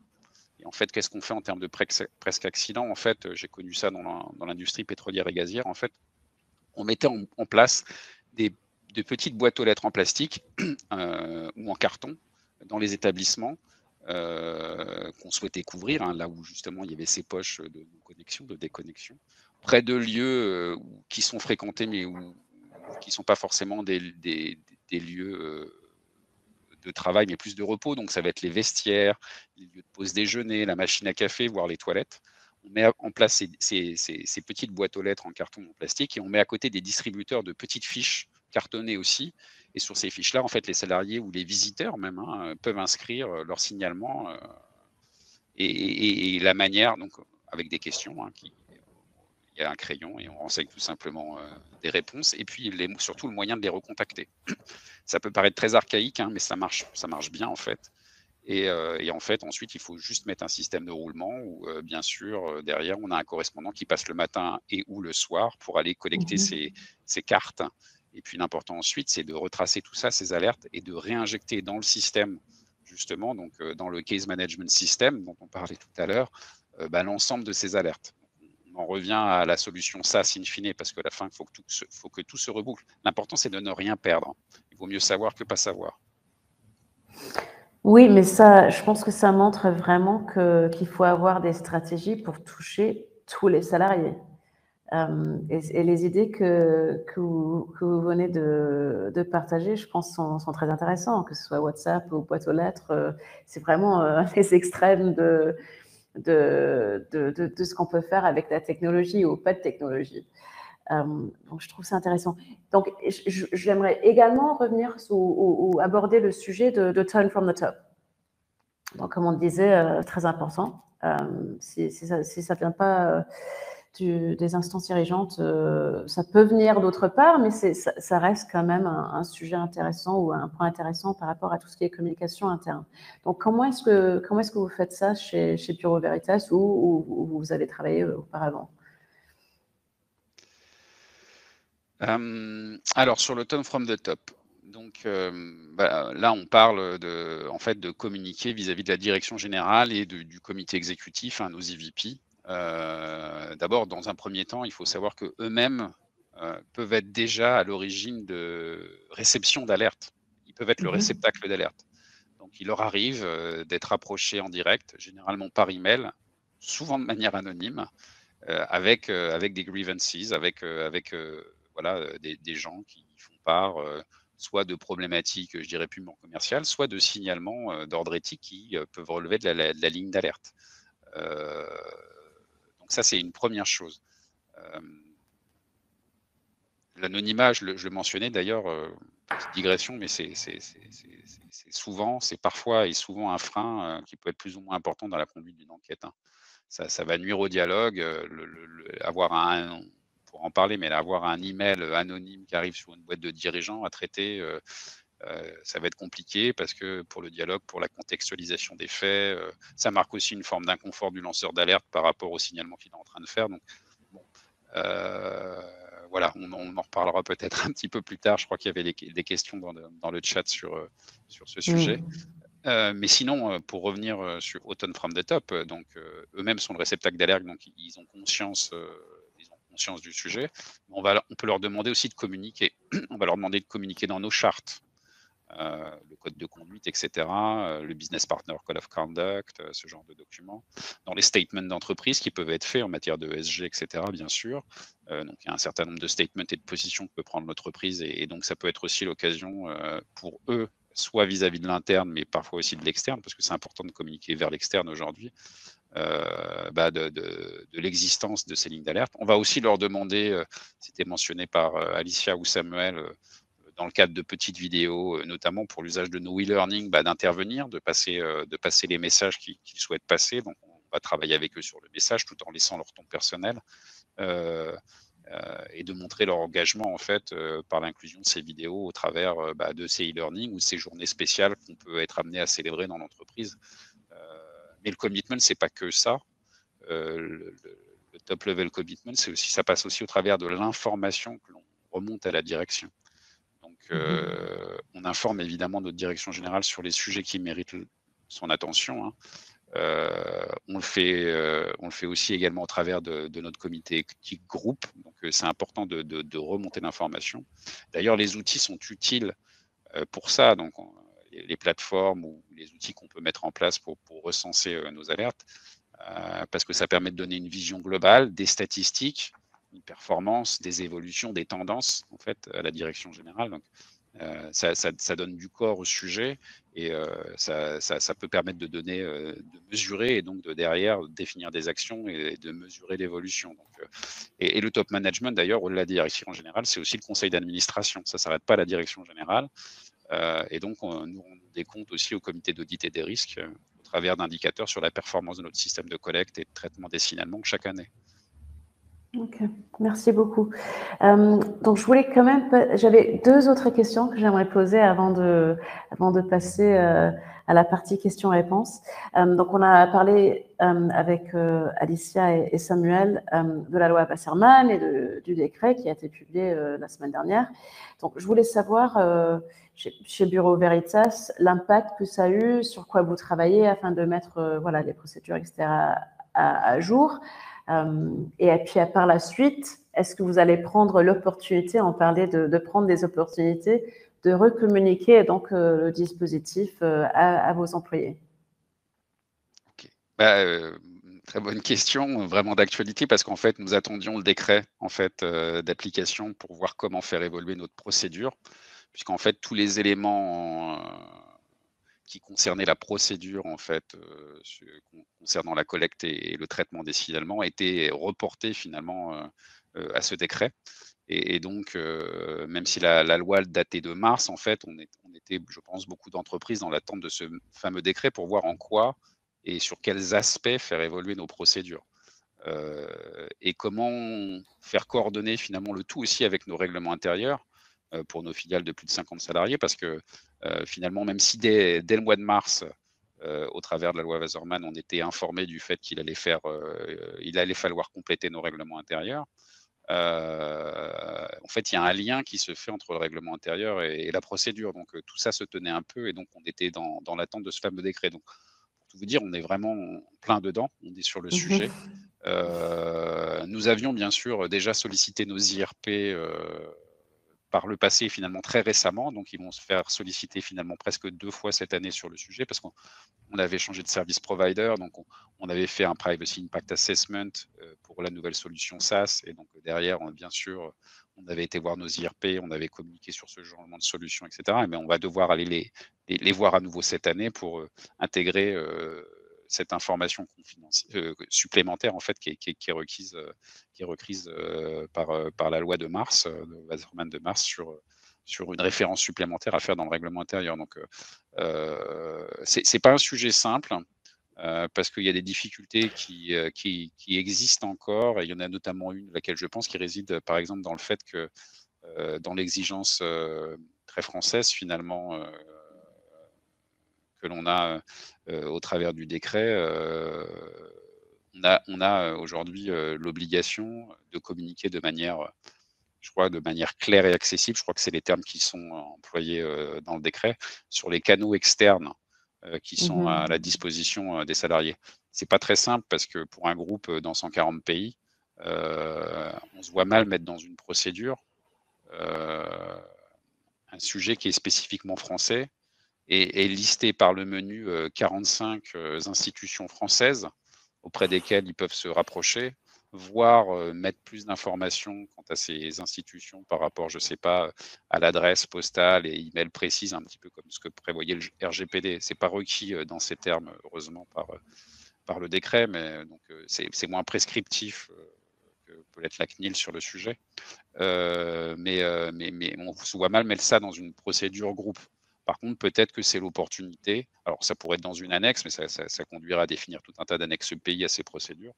Ça peut être l'opportunité justement de le faire à l'occasion de ces communications qu'on va avoir avec les IRP sur l'évolution du règlement intérieur. Peut-être qu'on va intégrer un petit passage dans le règlement intérieur pour faire une référence en fait à l'annexe du décret, de manière à ce que en fait, on puisse se rapprocher, enfin que l'information soit faite de la possibilité d'avoir accès à ces canaux externes.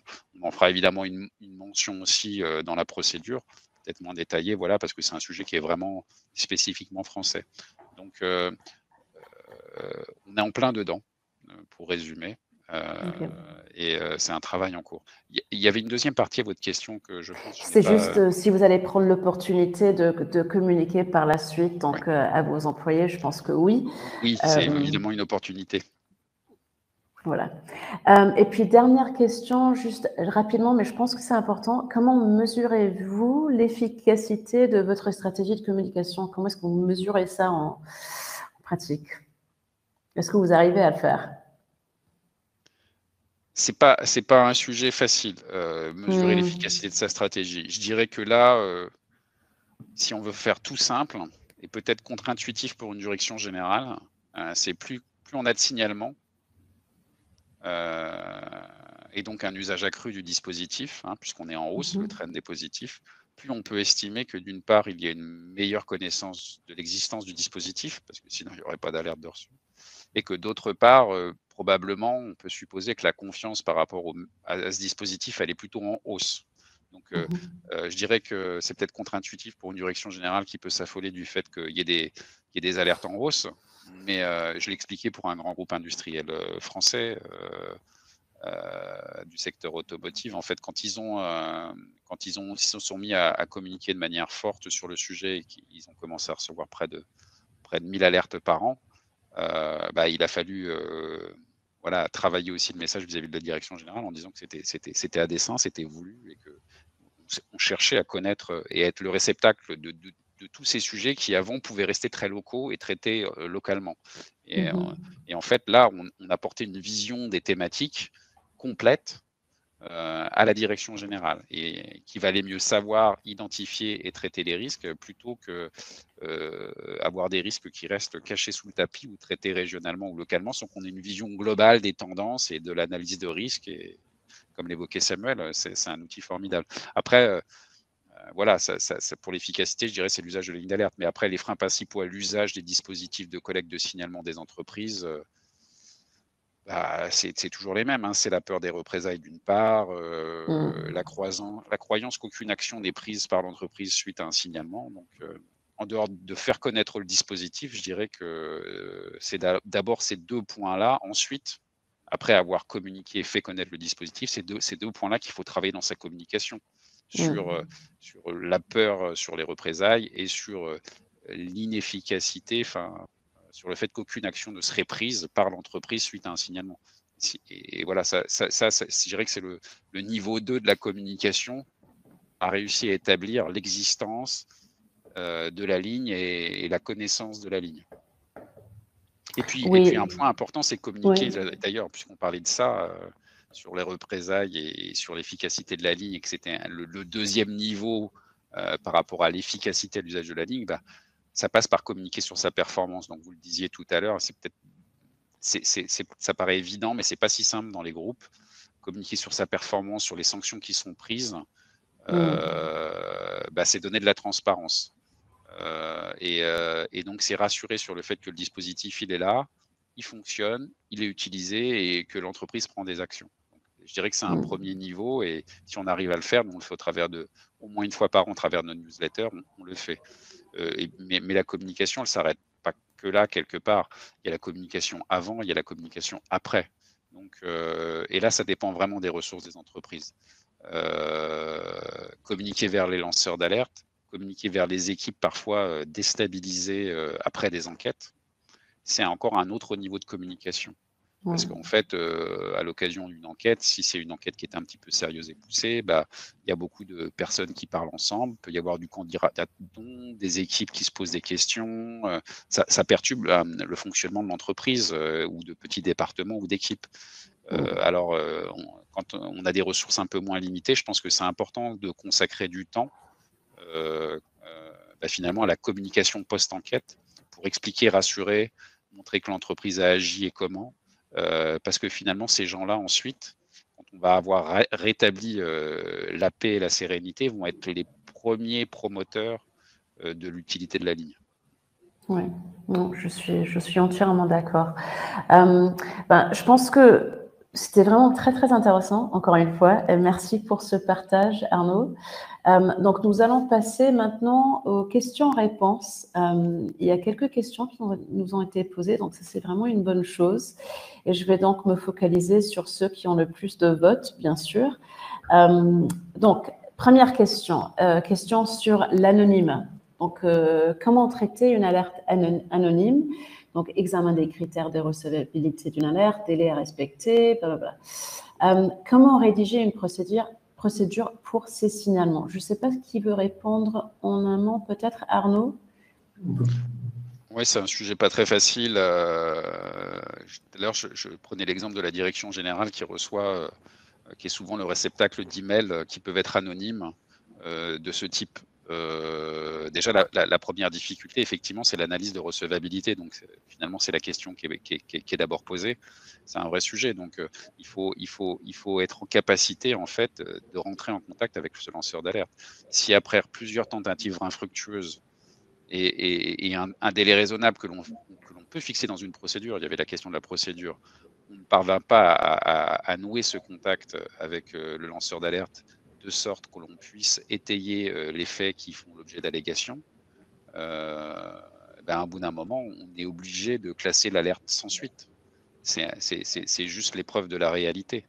Donc, il faut effectivement, dans le cadre d'une procédure, expliquer qu'on laisse un délai raisonnable où on peut quantifier ce délai, effectivement, pour procéder à cette analyse et on communique dessus de manière transparente au travers de sa procédure.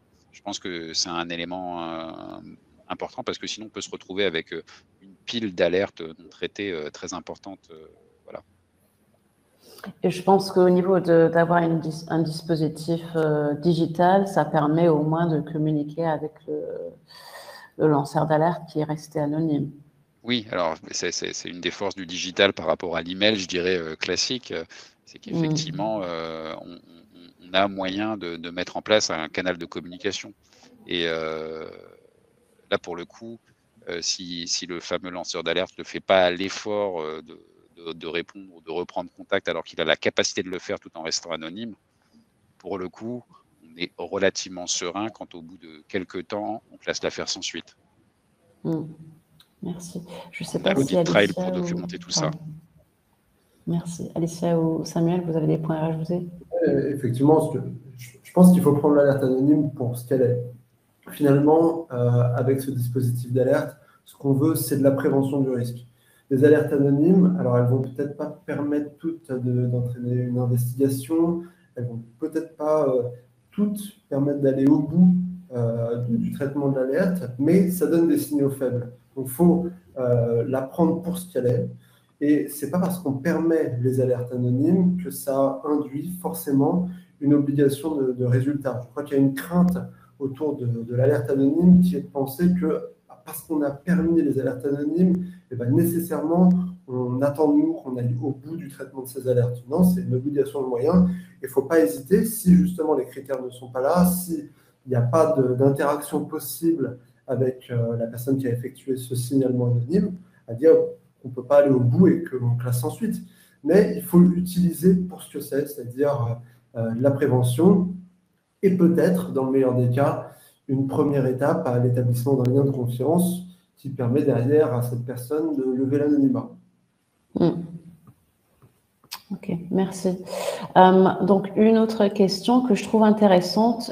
Personnifier le référent en charge de réceptionner l'alerte, est-ce une bonne idée pour donner confiance dans le dispositif d'alerte? Je ne sais pas, Alicia, si...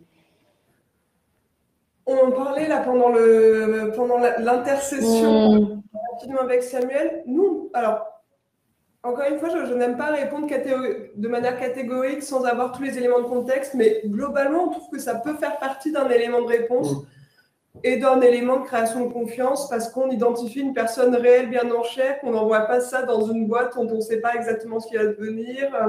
Donc, ça peut faire partie des éléments de réassurance. Après, vous pouvez très bien me dire, oui, mais il se trouve que le référent ou la référente, personne ne peut la saquer en interne, c'est pas une bonne idée. Donc voilà, c'est la réalité au passé. Ça peut être un élément, dans certains autres cas, peut-être pas, mais tout ce qui concourt à rematérialiser et réincarner en fait un dispositif qui peut paraître froid nous semble être intéressant à explorer comme question. Okay. Merci. Ça Arnaud, me fait penser à autre chose, ouais, mais c'est un peu à contre-courant. Parce que le fait de poser la question sur la personnification, ça m'a fait penser finalement à 180 degrés sur la mise en place, et on le voit dans certains groupes de chatbots en fait. Et en fait, on voit certains groupes qui ont développé des solutions de chatbot, souvent dans l'optique d'aiguiller.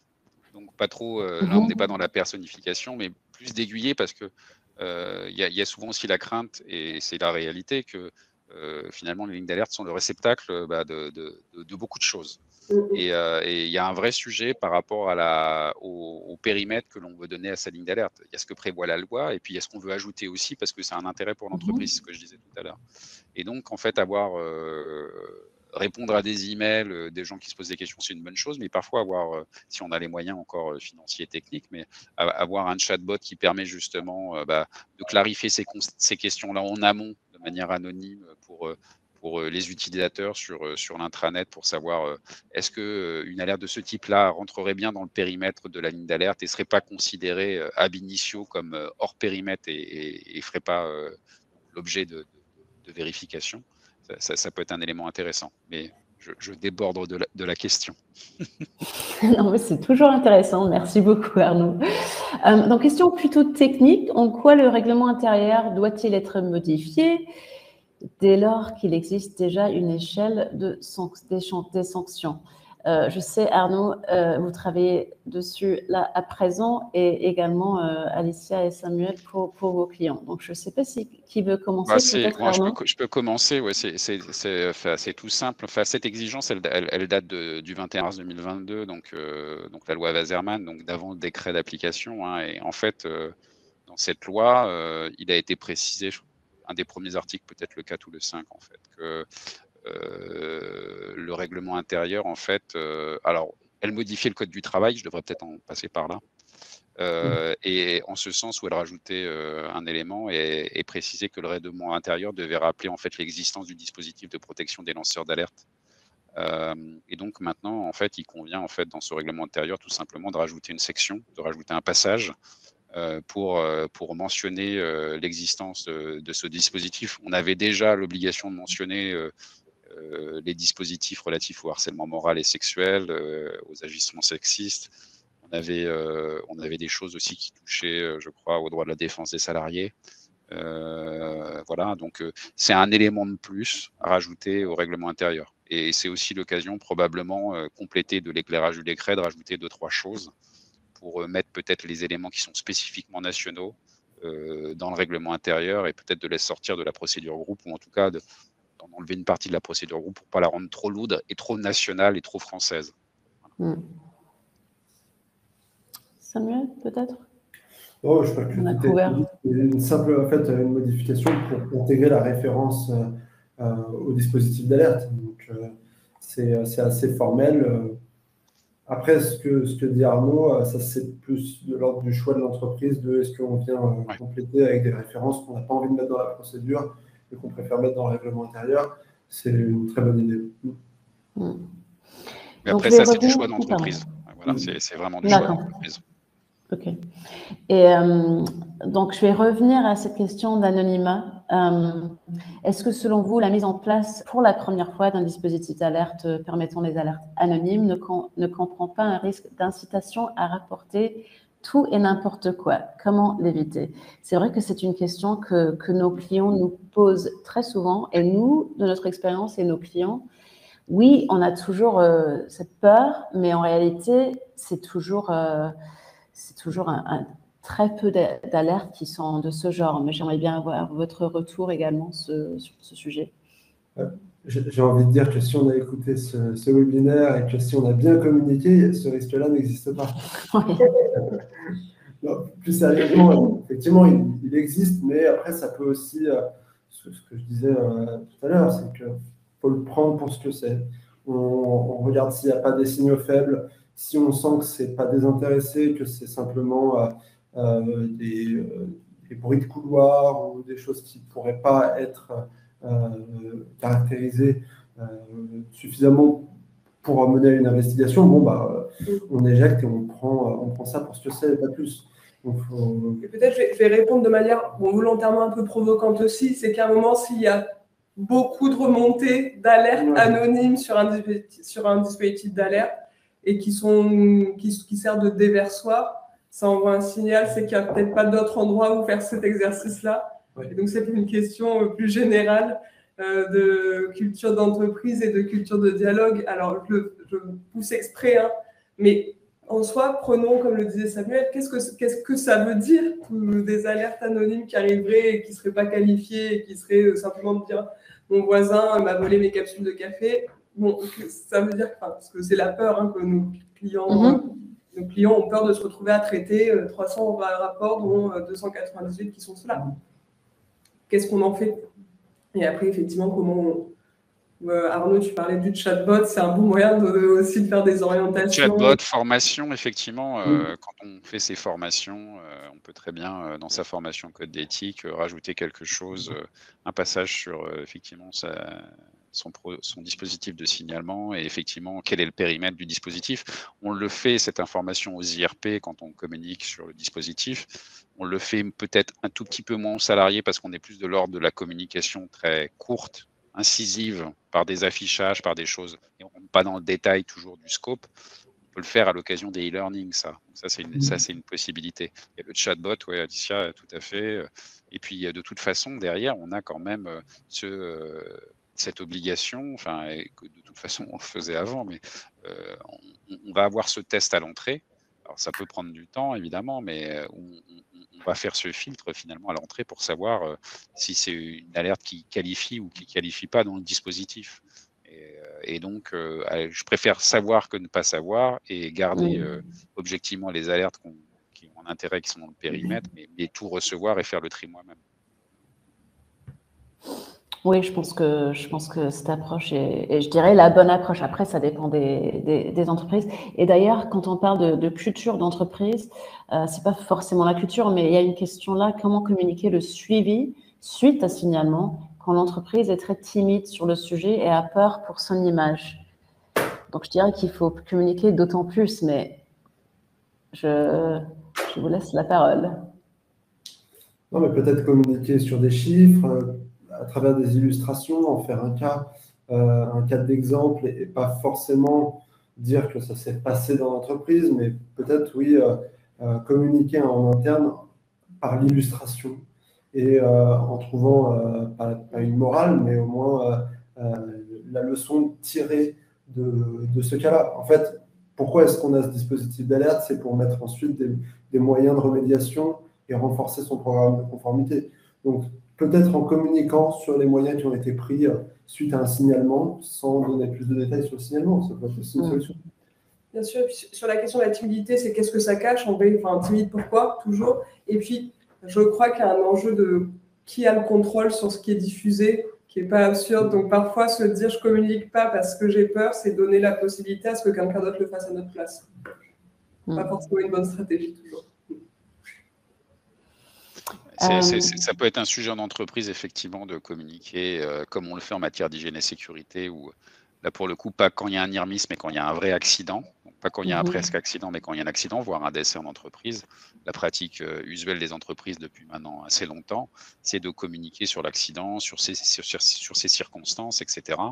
Donc, on peut rêver et se dire à l'instar du QHSE, avec l'évolution des métiers, de la même manière, on communiquera peut-être de manière plus ouverte à terme. On n'est pas encore prêt, je pense, pas toutes les entreprises, et ça se fera petit à petit sur les sujets, effectivement, qui ont été des incidents majeurs, les circonstances, rappeler les règles dans l'entreprise par rapport à ces situations, et ce qui aurait pu être fait pour éviter ça, et puis les actions qui ont été prises par l'entreprise, parce que communiquer sur les actions qui ont été prises, c'est aussi envoyer un signal fort aux personnes qui sont peut-être moins bien intentionnées ou qui ont ces comportements inadaptés à l'entreprise, envoyer un signal fort sur le fait que l'entreprise ne laisse pas passer ce genre de comportement, par l'exemple et en mentionnant spécifiquement des sujets.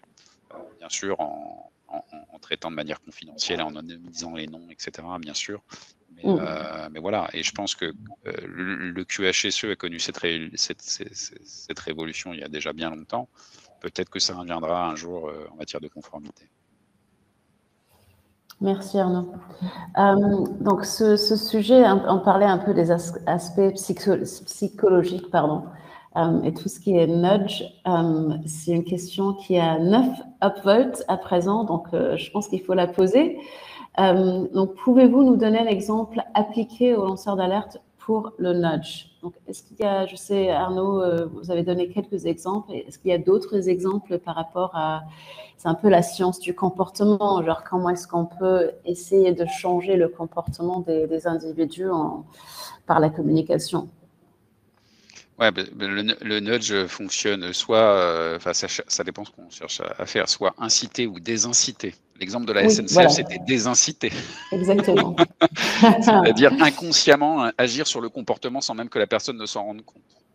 C'est ça le nudge, c'est la culture vraiment où on agit inconsciemment sur un comportement par des stimuli généralement visuels ou auditifs, sensoriels de manière générale. On n'a pas encore, à part sur vraiment, là on travaille vraiment sur du visuel, les posters, etc. C'est compliqué encore de réfléchir et de j'ai pas d'exemple pratique en dehors vraiment des visuels de posters à donner en matière de nudge, mais peut-être Alicia, oui. Oui, moi, d'abord, Arnaud, je suis d'accord avec toi. C'est qu'est-ce qu'on veut, enfin, le nudge, un exemple de nudge avec un whistleblower, qu'est-ce qu'on en attend? Enfin, c'est toujours la même chose. Qu'est-ce que ça, on veut faire? Quel est le comportement qu'on veut inciter ou désinciter? Plus souvent, on veut que les gens lancent l'alerte au bon endroit, au bon moment. Enfin, donc déjà, qu'est-ce qu'on attend et qu'est-ce qu'on veut nudger? Bon, ça va donner des exemples différents. Après, comme tu le disais, Arnaud, ça va être par exemple, il va y avoir le nudge, c'est quoi? C'est qu'on a chacun des biais qui nous font agir d'une certaine manière face à certains stimuli. Par exemple, on a un biais de normes sociales. Si on se dit, en fait, les gens ont tendance à signaler des comportements parce que c'est notre manière d'agir aujourd'hui, je vais peut-être davantage le faire.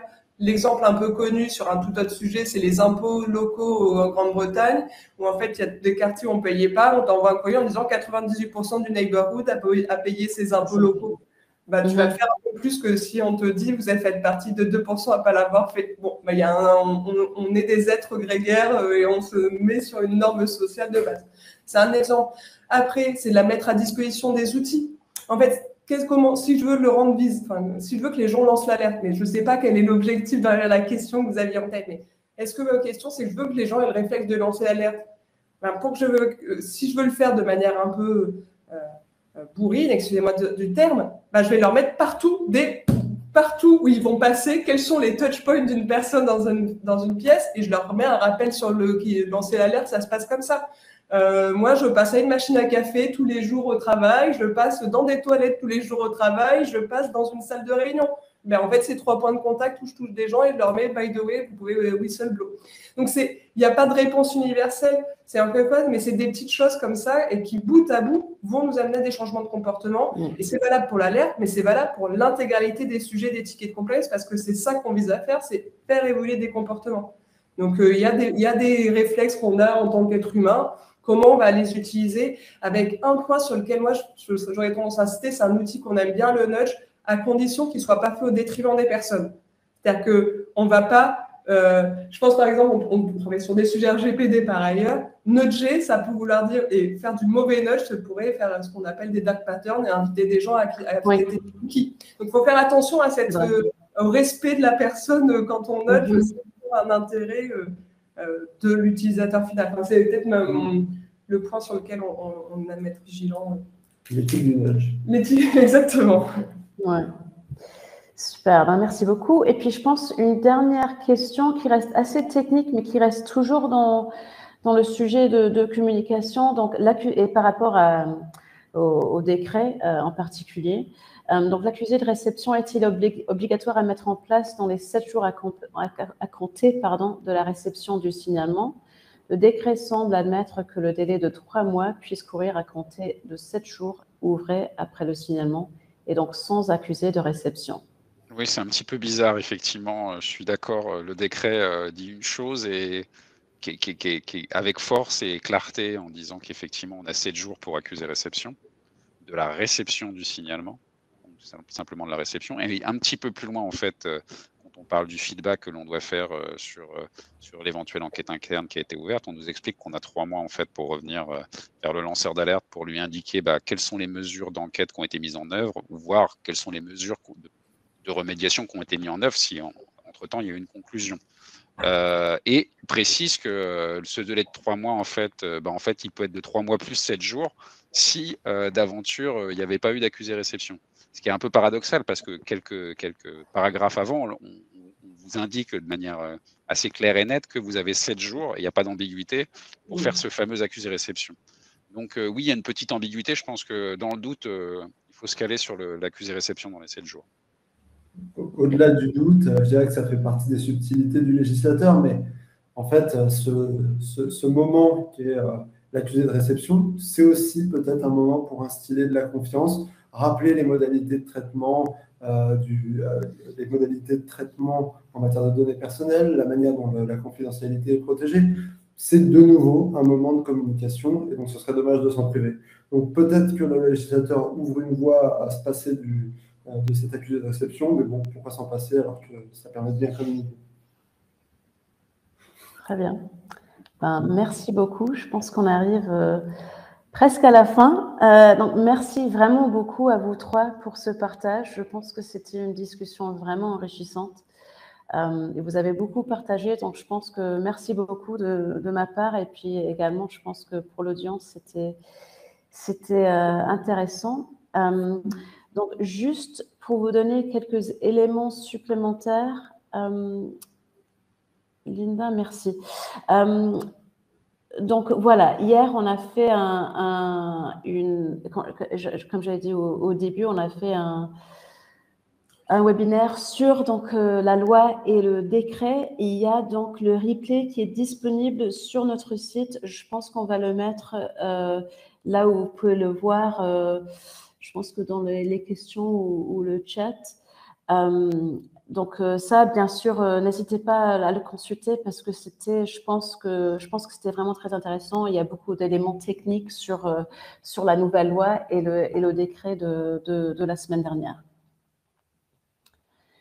Puis, on a également un livre blanc sur la transposition de la directive européenne qu'on est en train de mettre à jour. Donc, dès que le livre blanc sera à jour, on vous enverra un email afin de communiquer cela. Mais voilà, on avait déjà un livre blanc, mais c'est pour mettre à jour suite aux informations qu'on a reçues la semaine dernière. Également, donc, on a 2 webinaires sur vraiment notre dispositif, donc EQS Integrity Line. Ça vous donnerait un aperçu de ce que peut donner un dispositif d'alerte interne digital. Donc, vous voyez les dates, donc le jeudi 27 octobre à 11h et le jeudi 24 novembre à 11h. Donc, si ça vous intéresse, n'hésitez pas à vous inscrire sur notre site integrityline.com puis /fr. Donc, dans la section expertise et webinaire. Également, donc, vous avez l'espace ressources dédié vraiment au dispositif d'alerte interne. Il y a beaucoup d'informations, il y a des livres blancs, il y a des études de cas. Donc, vous pouvez trouver vraiment toutes les informations, je pense, qu'il vous faut. Après, si vous avez toujours des questions, n'hésitez pas à nous contacter parce que je suis sûre qu'on a quelque chose. Il y a des articles de blog également. Et puis également, donc, on voulait vous parler pour la 6e année, le village de la justice et Opener, donc le droit ouvert, vous donne rendez-vous au Salon des transformations du droit le 17 et le 18 octobre au Palais des Congrès de Paris. Donc, ces 2 jours sont l'occasion de rencontrer les acteurs privés et publics du monde du droit, de faire le point sur les évolutions récentes et c'est l'avenir de vos métiers.